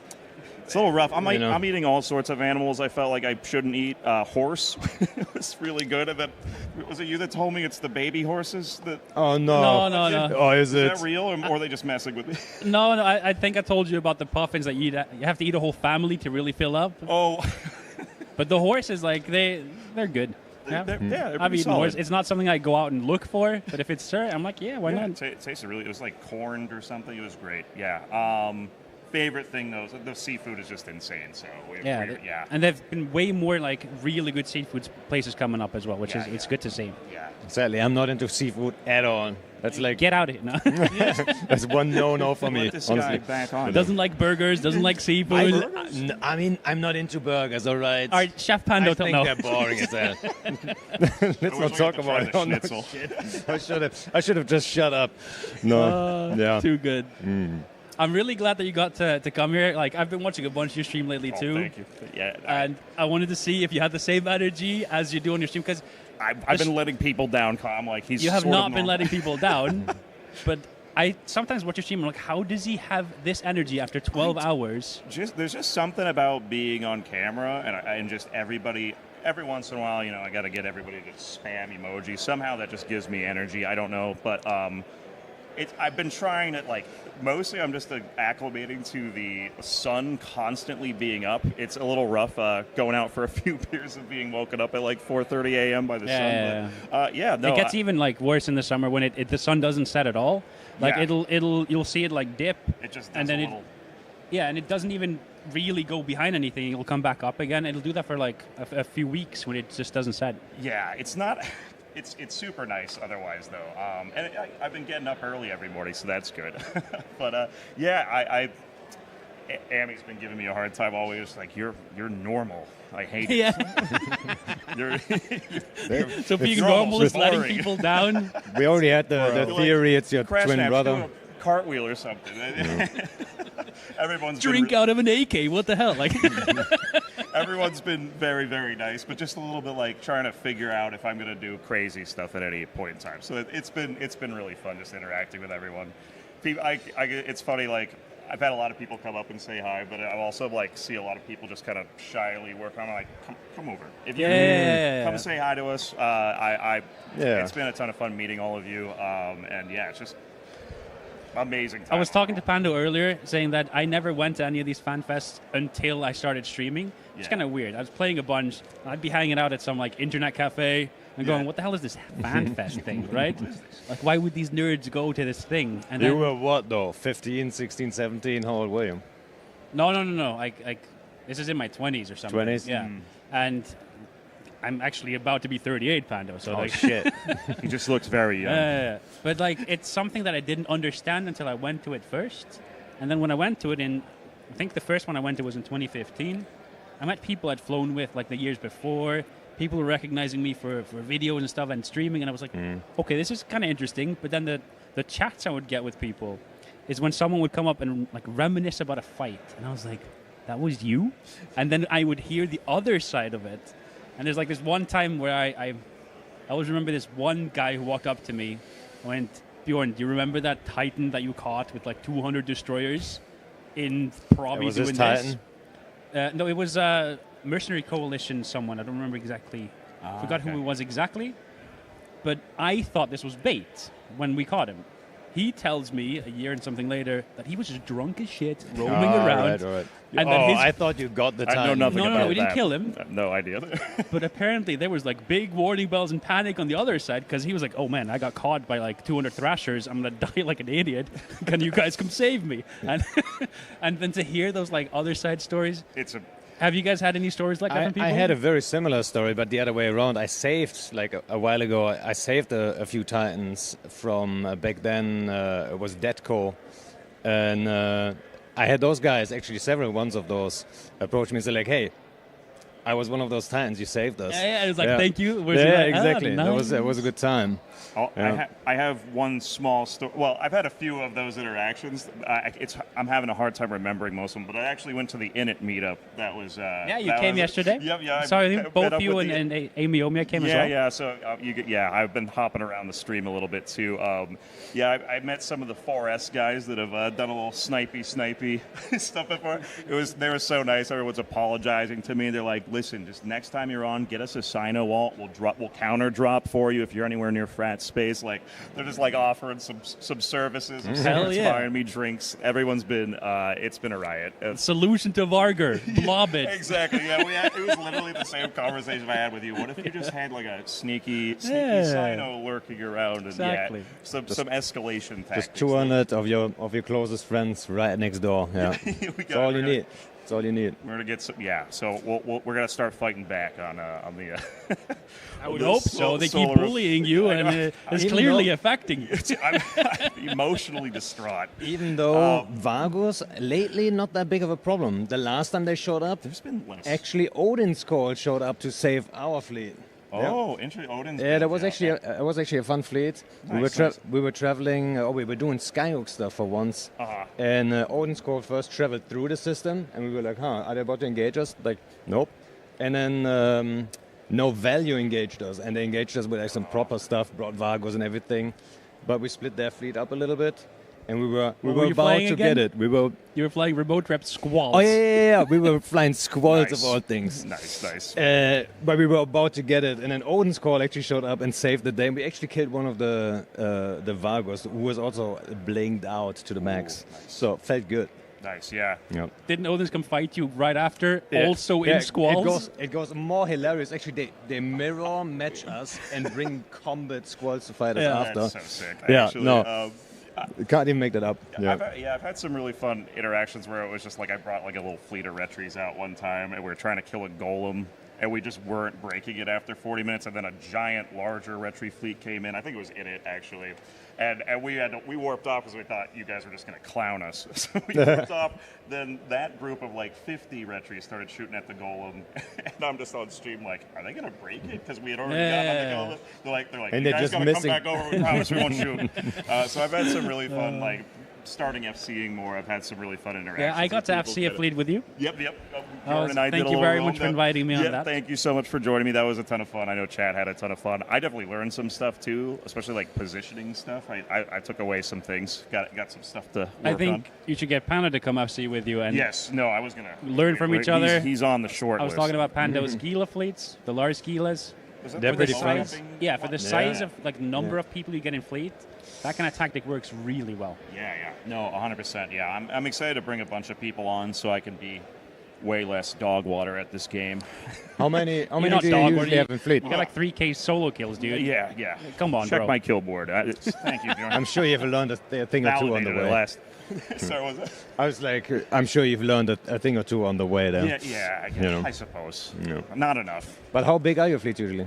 I think it's sitting around, it'll be anywhere from like 10, sometimes it's just a few people, up to like 25, 30, I'd say, somewhere in there. Yeah, like at 30, the Gilas work really well. That's what I like to do. Your sweet spot. And they punch up as well. They have like 50-man fleet of battle cruiser shows up. That's you don't run. You go, oh no, they're gonna, and then you own them. That's awesome. Okay.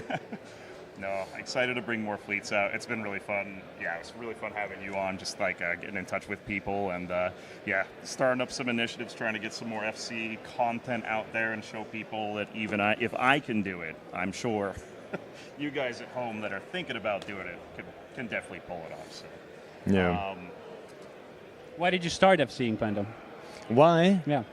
I would say because nobody else wanted to fly the stuff I wanted to fly. Isn't that what I told you? That no one else would do it, and then they. Yeah, that's you the have something you classic. wanna do? It is the classic FC arc, the story. It's like, oh yeah, nobody else was doing it, so I would. We had FCs plenty at the time, but I wanted to do some other stuff, and yeah, I mean, first you FC a one-man fleet that's solo. Then someone's like, yeah, I'll tag along. Now you have a two-man fleet. You don't even realize it, obviously, at the time. And then sooner or later, your entire corp shows up. And then, yeah, suddenly you have seen, right? That's just basically what that is. Yeah. And then back in the day, it was remote rep domies. I wish the domies were a little bit stronger in the current era. Would You love to go say back that to you're like, remote rep, and then we took out remote rep abandons. That and is we true. freaking owned. Come on, I dude. gotta admit. I mean, did we all believe really that would work so well? I mean, come on, that was incredible. Just lose a gun, put a rapper. Easy. Yeah. And then Easy. have What Brave could drop you possibly with go like wrong? a really small blob suite. It always takes two to tango. That's the thing, right? We The got guys lucky. that showed I'm up, gonna be honest, we got the lucky. brave dudes that were just like, let's go, right? You Yeah, could yeah. tell they were just ready to game. Yeah. And let's go. That's the best, though. Yeah. I love when I just take out a composition and it's so bad, and then we just get met by something that's engageable enough, and we wind up just getting in such a fun fight. But yeah, I've been lucky to have a lot of those. You guys didn't see the Orca fleet thing I did you? I shouldn't say Orca fleet. Saw you tanking an orca on a gate for a while. And then